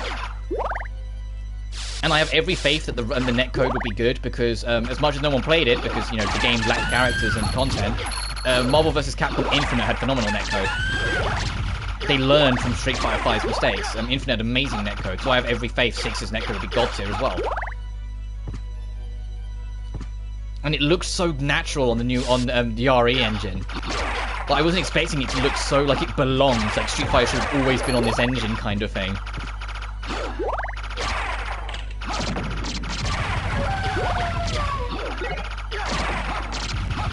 Oh yeah, old bosses are normal enemies now. Remind you of anything. I told you, Dark Souls took a hell of a lot of inspiration from Symphony of the Night back in the day.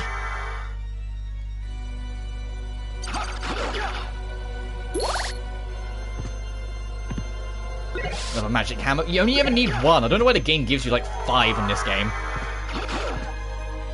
Sure, I'll take the damage dealer.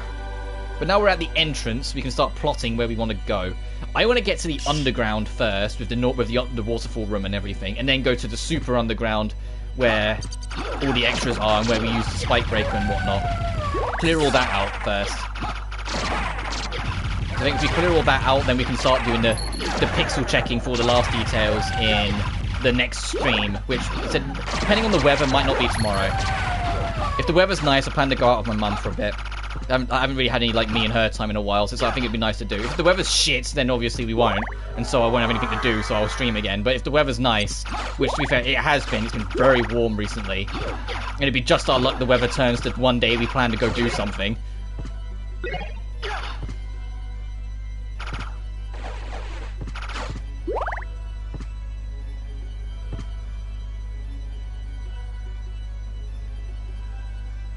So I'm just kind of plotting in my head which way I want to go about this. We can go in through here. We can go in through here. This is the back door to in this area anyway, but we can go in through here. It's fine. Oh, they played my favorite track in the game here as well. I forgot they played this track here as well. I thought it was only the library they play this. Not that I'm complaining, because, you know, I love this track. Oh, if you're going for, like, 100% map completion, this is the area that fucking sucks. To get every room to be registered. Because you have to, like, ceiling hug this to get it to work. You have to do this to get a pixel get counted. I'm not kidding. It's the only thing that kind of shows its age a little bit. If you want to get true completionists, you have to do this in the corners to make your pixel count low enough that it registers.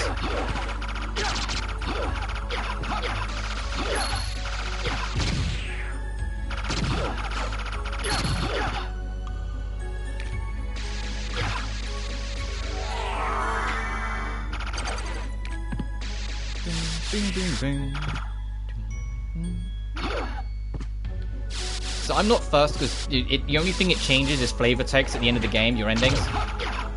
And I've already got a save file on this at 200.6%, so I don't need to do it again. It's just if you're doing it, you're doing a lot of this to get corners to get counted and whatnot.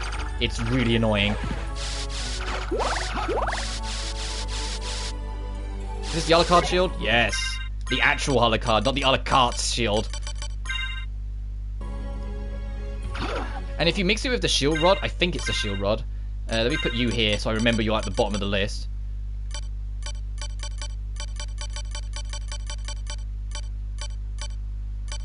Oh, jeez. Yeah? There it is. This is the most powerful thing in the entire game.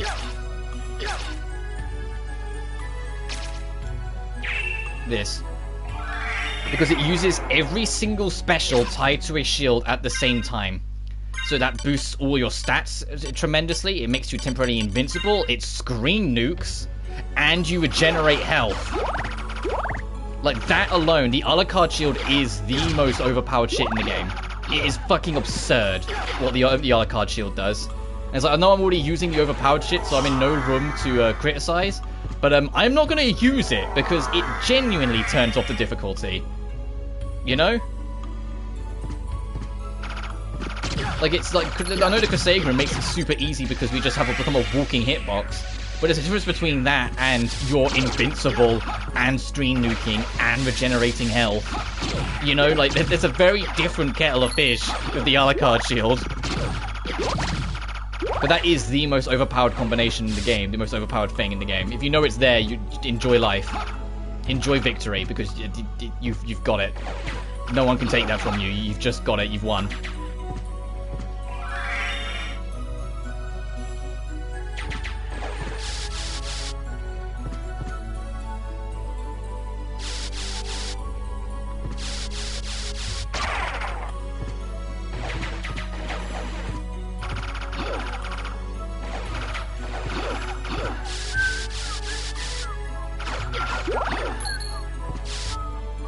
Okay, the reverse waterfall room.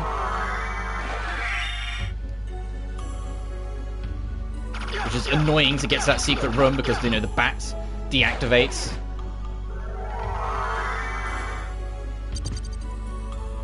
When you touch water.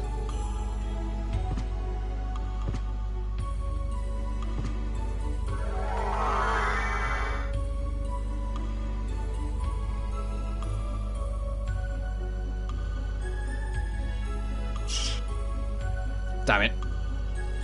Okay, let's see if we can find a better position. Over like here or something. Ah, close. Actually, I know what would be an easy way to do it. Hang on.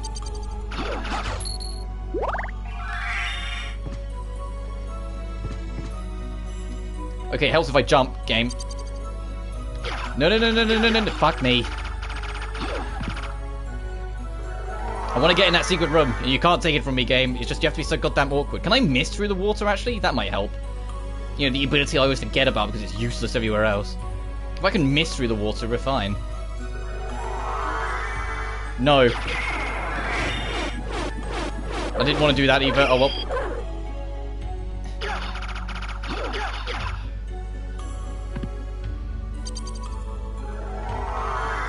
If I had the bat dash, we'd get in there easy. But I don't know where it is. Or if I have got it, I can't remember the combination for it. No, that's not it.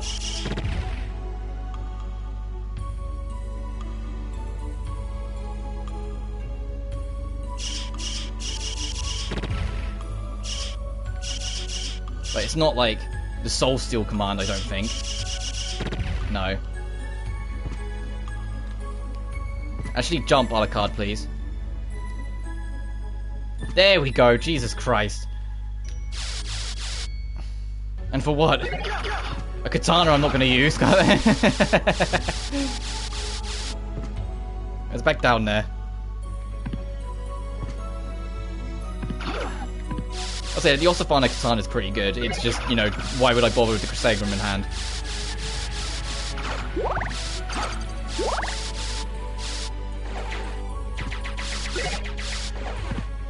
Bat pentagram, summons a bunch of bat enemies, I remember.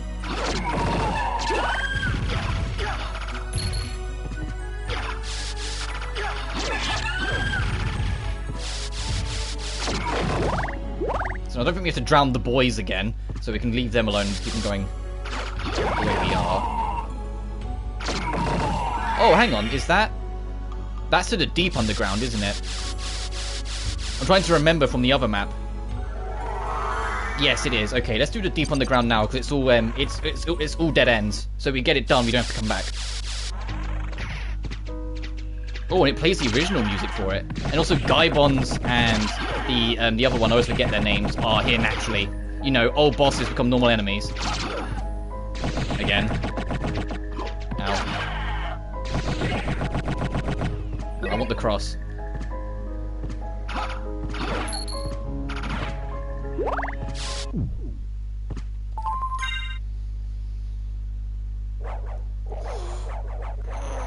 Oh, sorry about that. I am tired. I'll admit it straight up. I am a lot more tired today than normal because I stayed up so late watching this fucking state of play.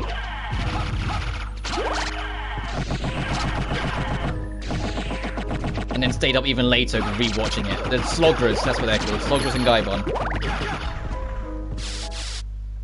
New boss? Oh, hello, Death. So you've made it this far. In the name of your father, cease this foolishness. Not while there is breath in my body. Then, for the master. I think it's depressing as fuck that the Death design sprite you see at the start of the game isn't the one you fight him with. He's dead. Well, phase 1 is dead. I wanted to see this, show you that this guy's cool. It's a cool design. It's a shame about this fucking murking because, you know, Crusagram. Also, the Crusagram is ridiculous in this game. And we get the Eye of Vlad, which boosts our luck plus 10. Oh, well, I should have got this first, then tried to go to get the Crusagram. I would have got it sooner. Okay, we need to swap familiars to Demon. There's a switch. Yeah, press it then. Perhaps I should press it. Yeah, perhaps you should. Thank you. Now let me get my fairy. The fairy is like one of the weaker like summons in the game. I just always keep her around. I don't know how to say. Like, I know like the flying sword's pretty nice. The demon has like its own like trinkets and buffs and whatnot. But there's something about just having a little fairy buddy follow you around that's just make more appealing.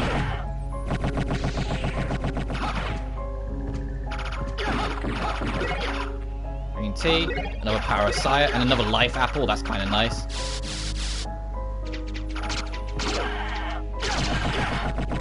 And that's that dead end. You have to go even deeper if you want to go to that other route. I just got to remember, I said it before, got to remember to put the spike breaker on when we get down there, because otherwise I'll just run headfirst into a fucking spike. And if I know I will, I'll forget and I'll just run and be like, oh, we're good, and I'll just run into it and headbutt it. What did I pick up? No, give me the scroll. Not the scroll, the cross. How many bats there are down here? Jesus Christ. I didn't realize I was entering the bat cave. Also, how does this work? This platform broke off and fell down here in the normal castle. How is it against the ceiling like this in the inverted? How'd that happen?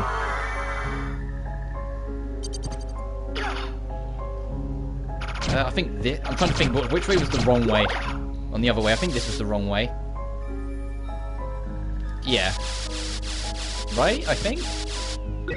Yeah, the a la carte sword. The a la carte sword is great for the record. It's just the Crusagram is better. Because the a la carte sword is actually the sword we started the game with, is this. Look at this fucking thing swing weight for the record. And it has that as a special ability. It's just... this is better, you know? I'll at least put the a la carte sword on circle, because I'm not going to be using the shield. So I can do this. You know, if I wasn't deadly enough, I can just be like, hey, fiend!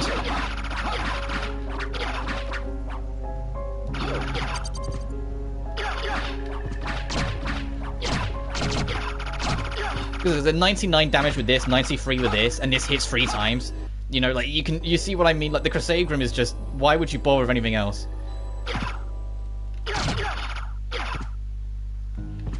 That's the warp room, actually. I had to think for a second. I was like, well, the area is there? No, this is, yeah, another warp room. So we get that available for when we're doing cleanup later. But I want to get down here, in the very depths of it, is the game's optional super boss. Which, even with the Crusagram, could be a respectful challenge, because what level are we? Oh, 44, actually. We're not too off. I usually take it on around, like, 46 or 47, so yeah, we're kind of close to where I would normally fight him.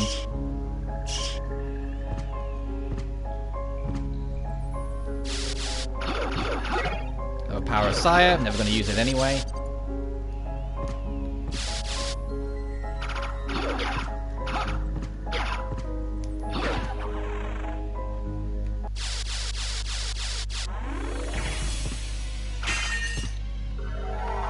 Okay, now Galamoth, our super boss, is to the left. To the right, sorry, so we need to go left first.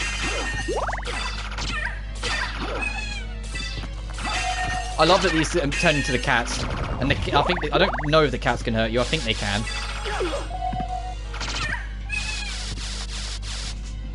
But you don't kill them; they retreat. It's only if you kill the cat you then kill them. But then why would you do that? Leave the kitty cat alone.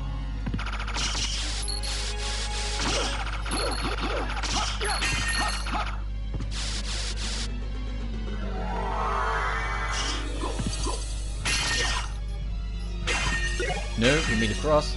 Actually, I'll take the Bible. Mix it up a little.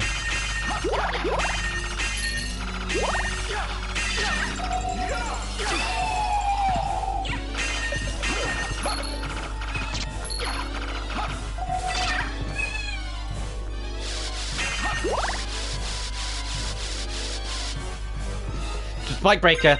Fucking. Nearly. I very nearly did it. Okay, I remembered I didn't have it equipped. I'll leave it on because I need to go back the other way anyway. This is a dead end, so I have to come back. It's just so we can actually get the loot that's back here. And very nearly did it. I was running and it's like just before I touched it, I went, hang on a minute, Spike Breaker.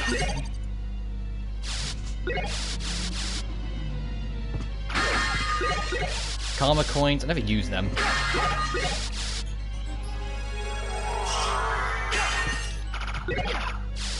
Bun.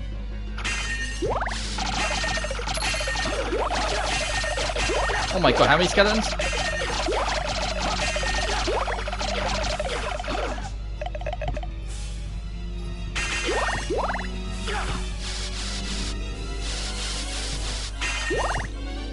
And all that for an elixir and a library fucking card. Alright, let's go back. I thought one of the a la carte pieces were here, that's why I wanted to check, but no.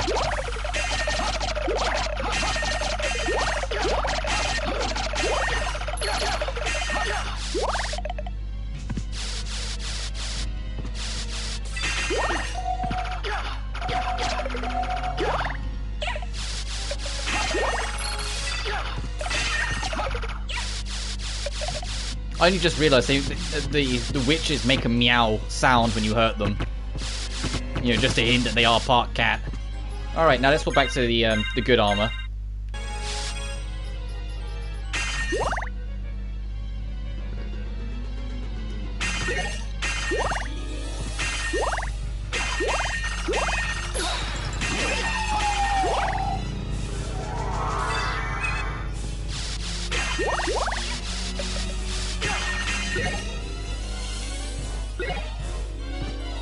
Oh, when did I pick up the fucking... Oh, yeah, no, give me the book. Even if it's not that helpful anymore, because, you know, the Crusagram does its job and better, but still.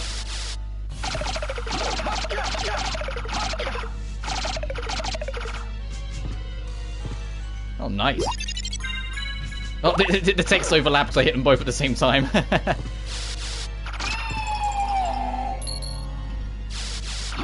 Alright, we're approaching Galamoth. And the water's green instead of lavary red. And it's a cold environment, so if you had your ice sword with you, you need to swap to the fire one now. Assuming you haven't got something better by then. And then he's going to give you all these bonus potions, because it's like, no, you're approaching the super boss. You sure? Necklace of J. Oh, just raw defense boost. Okay, I'll go without. Actually, what have I got equipped? MP restoration, and then all the stats boosted when you've got when it's night. Now I'll keep magic boost because we're going to be doing a lot of soul stealing to survive Galamoth's attacks. Oh, whoop.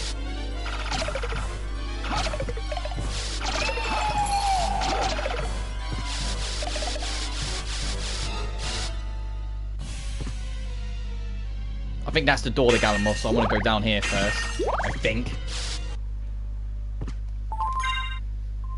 Alright, save point right here. Let's go check on that super boss. Let's see if I can do it at this point, or if I am playing a fool's game.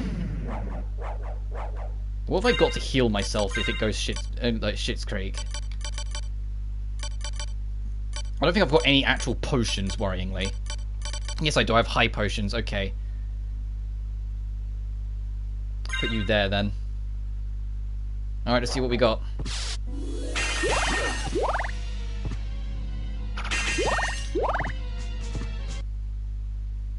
Hello, Galamoth. I'm here.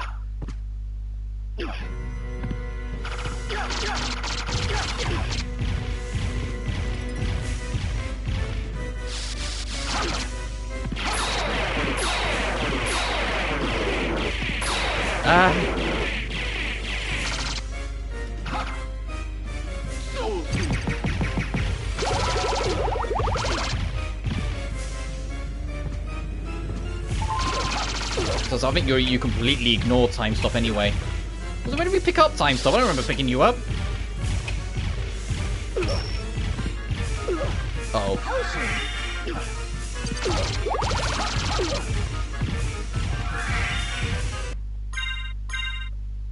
Yeah, she used one of our potions. Uh-oh.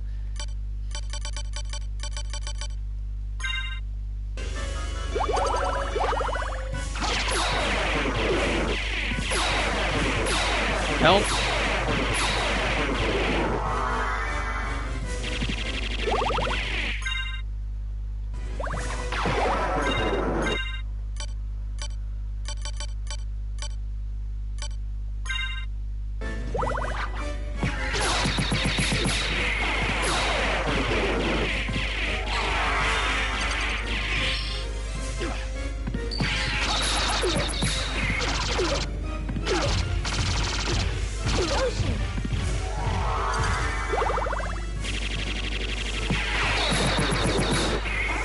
Sorry for the flashing on the screen, Jesus Christ. I'm aware that's probably hurting you a little bit. I'm probably not going to win on the first attempt.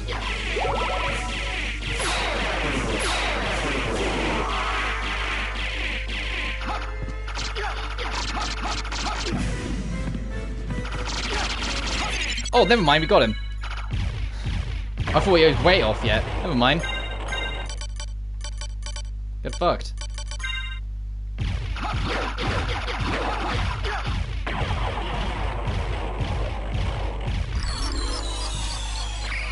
Then you don't have to. He's just the optional super boss of the game. You fight him if you want to, and your reward is terrible. You know, your reward is so stupid. I was just like, oh, for fuck's sake, because it's tied to the mist power up, and the mist power up is useless. So anything that's tied to it is a waste of your time. But your reward for beating it.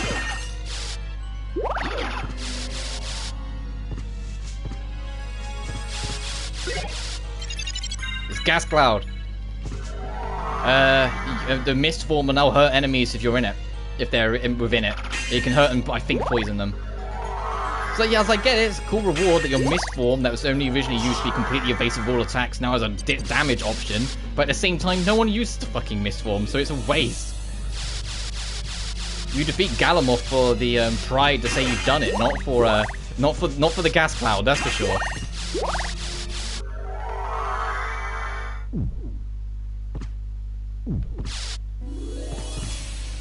Diamond. Okay, something else to sell next time I'm at the shop.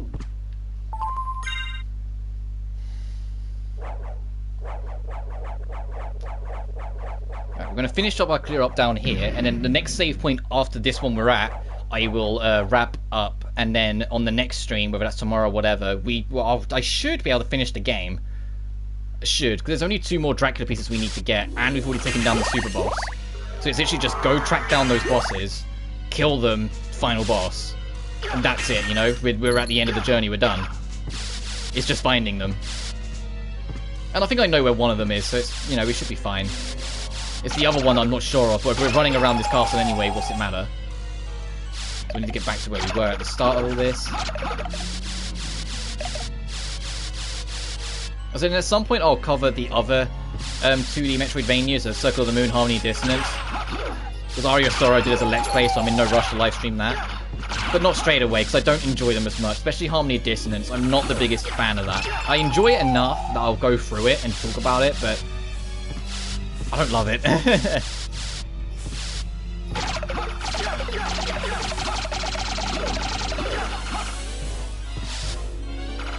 And Circle of the Moon will be interesting, because that game's actually pretty fucking hard. The because it was during a time where the Castlevania games had a bad habit of oversteering when the criticism was met. People said this game was too easy once you knew what you were doing, so they oversteered and made Circle of the Moon hard as shit. People complained that it was ridiculously fucking hard. Harmony of Dissonance is the easiest Castlevania in the series. But they had a real bad habit of oversteering any criticisms. Well, I get it, they took it to heart and wanted to make the right thing about it, but they always felt like they just oversteered a bit too much every time. Like even on the 3D games, Lament of Innocence is too short, Curse of Darkness is too long. They oversteer too much.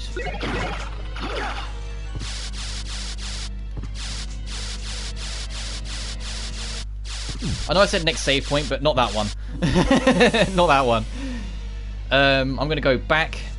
I want to say back up, but technically it's back down to that other one, and then keep on going down beyond that save point and proceed left and clear out all that space.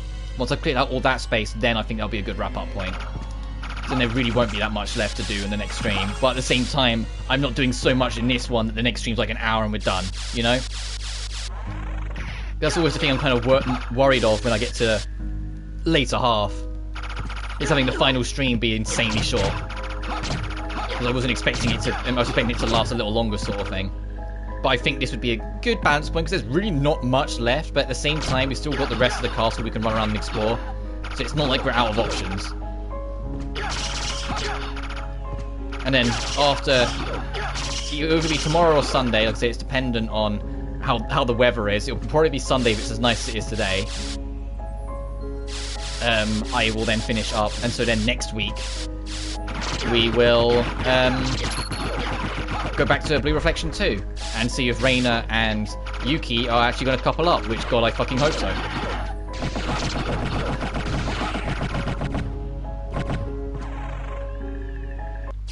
Because I'm paranoid that the twist is going to be that Yuki's actually already dead, and that's why she miraculously healed from her injury, yet at the same time doesn't have reflector power. And it's just a version of her we see. It's just like an extension of memory, sort of like how Yuzu and Lion continue to exist in the second realm. It'd be a little annoying that they do that twist twice, I'll admit, but you know what I mean? I can kind of see them doing that. It feels like a possibility. And if she is dead, I hope they find a way to resurrect her or bring her back, or like make her like the Heartscape version of her real again, or some shit like that. Just please don't make it a sad ending. I am so goddamn tired.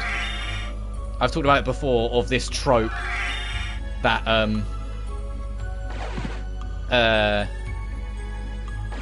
gay love interest, one of them has to die. It's so many things do it. If there's a gay love, it has to be a tragic love. Then they can never just let it be happy. And it's such a goddamn common trope anytime there's anything that has a gay character in it. So it's like, please, for the love of God, just let one of them find a way to survive. Don't make it be the trope again. Don't make it that Yuki has to die and that's the end of it again. If I am right and that is the twist they're going towards. There's always a chance I'm dead wrong and they're not. And like there's something completely different going on with Yuki for why she is the way she is. I'm just nervous, you know? I suppose we can do the inverse curse zone room quickly. Another detour on the list of detours. Actually, I think we need to come this way. I think one of the parts is here. Not the one I was thinking of.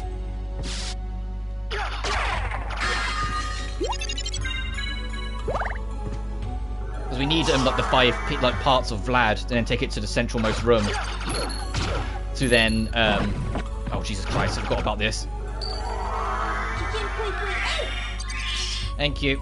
Very, that's why we have you.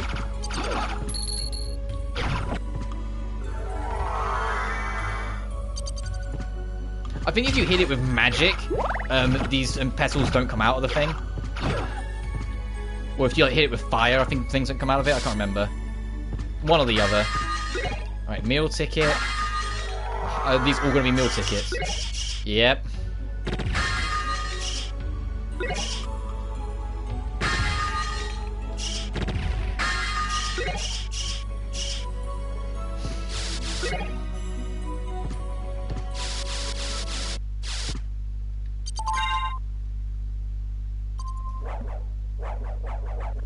Again, this isn't the save I'm talking about where I'll stop. I want to clear out the rest of the waterfall caves area first, the crystal caves. And then I'll wrap up. Oh, there's no curse zone here. Oh, never mind. I was thinking something else then. Alright, let's just get the fuck out of here then. We got peanuts for our trouble. Ugh.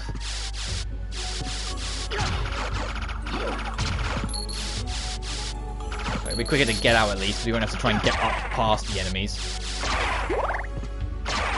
Yeah, excuse me, dick lasers.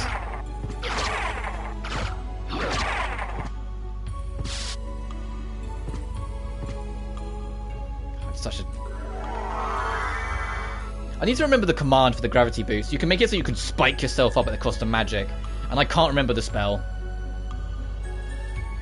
Because it would make this way quicker to be able to just spike ourselves up. It's something that I really like about Circle of the Moon and Aria of Sorrow. That game's equivalent of the gravity boots, like to be able to spike yourself up and whatnot. And they just put it on L. Oh, whoops, no, that was me trying to see if I could remember the combination.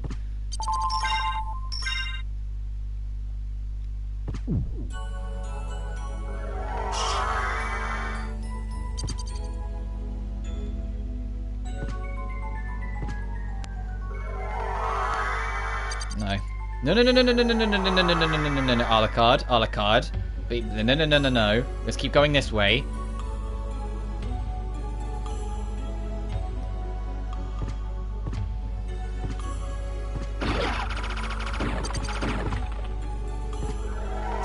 Right, there was a boss at the end of here, so maybe we have to do this one again.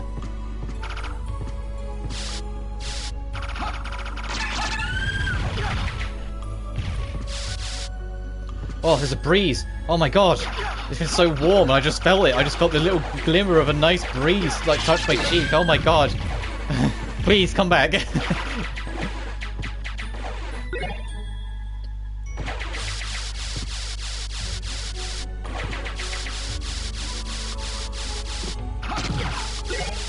Another elixir for our full heals. We didn't use our elixirs actually. We could have used them. I completely forgot we had them. You know, the one boss fight where it made sense to use it, I didn't. I think I've got like 3 or 4 of them now.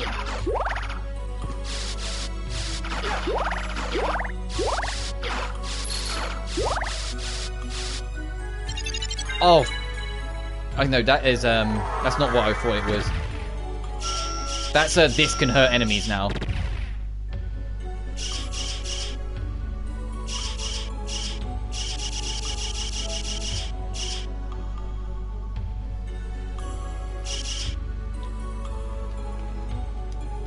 Oh, I wish I could remember what it was. So I think we have the dash attack. I just can't remember the combination for it. Alright. Get back. This is another room where it's like you have to do this to get corners to get registered. If you're going for the map completion, which is why I'm not bothering to waste so much time.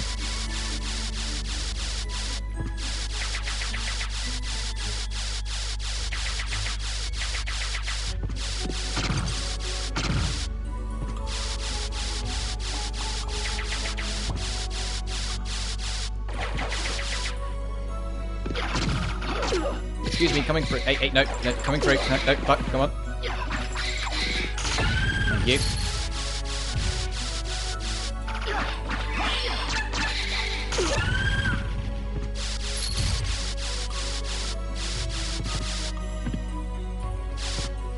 We just got to go left here, and then we're done clearing it out. And then next save after we've cleared this out, I will. Oh, boss fight. Oh, the doppelganger.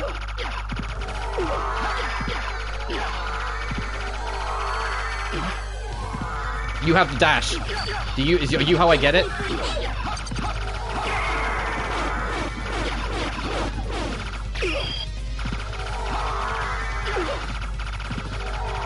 So we're bullying the shit out of this because of Crusagram.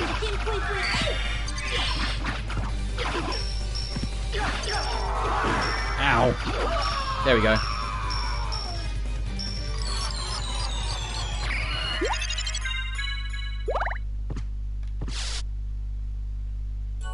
Doppelganger's fun, I guess.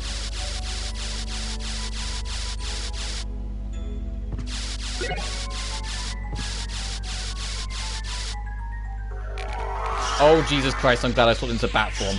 I wanted to go this way first. just to check if there was anything of any interest before I went up. Okay.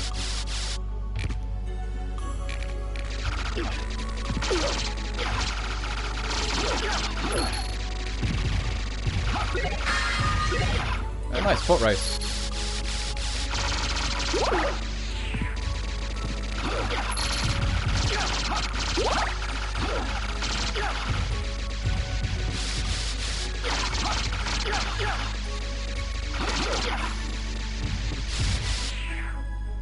And we get the Dark Blade. Okay, if you want something against holy enemies, I guess. Alright, that's this area effectively cleared out, even if there's like some pixel corners I've missed. So, let me get back around up to that save point that's like 2 pixels away from us, but we have to go all the way around. And then I will save and wrap up, and then next time we will clean up the rest of this place. And presumably finish the game. I knew it wouldn't take 4 streams. When we started getting the move on in this, I was like, oh no, we're getting through this quick. The second half of the game is a lot shorter than the first half, so yeah.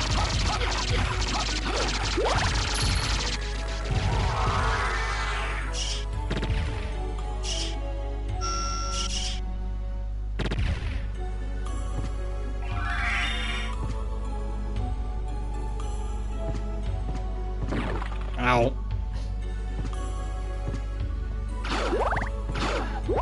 Which is... There we are.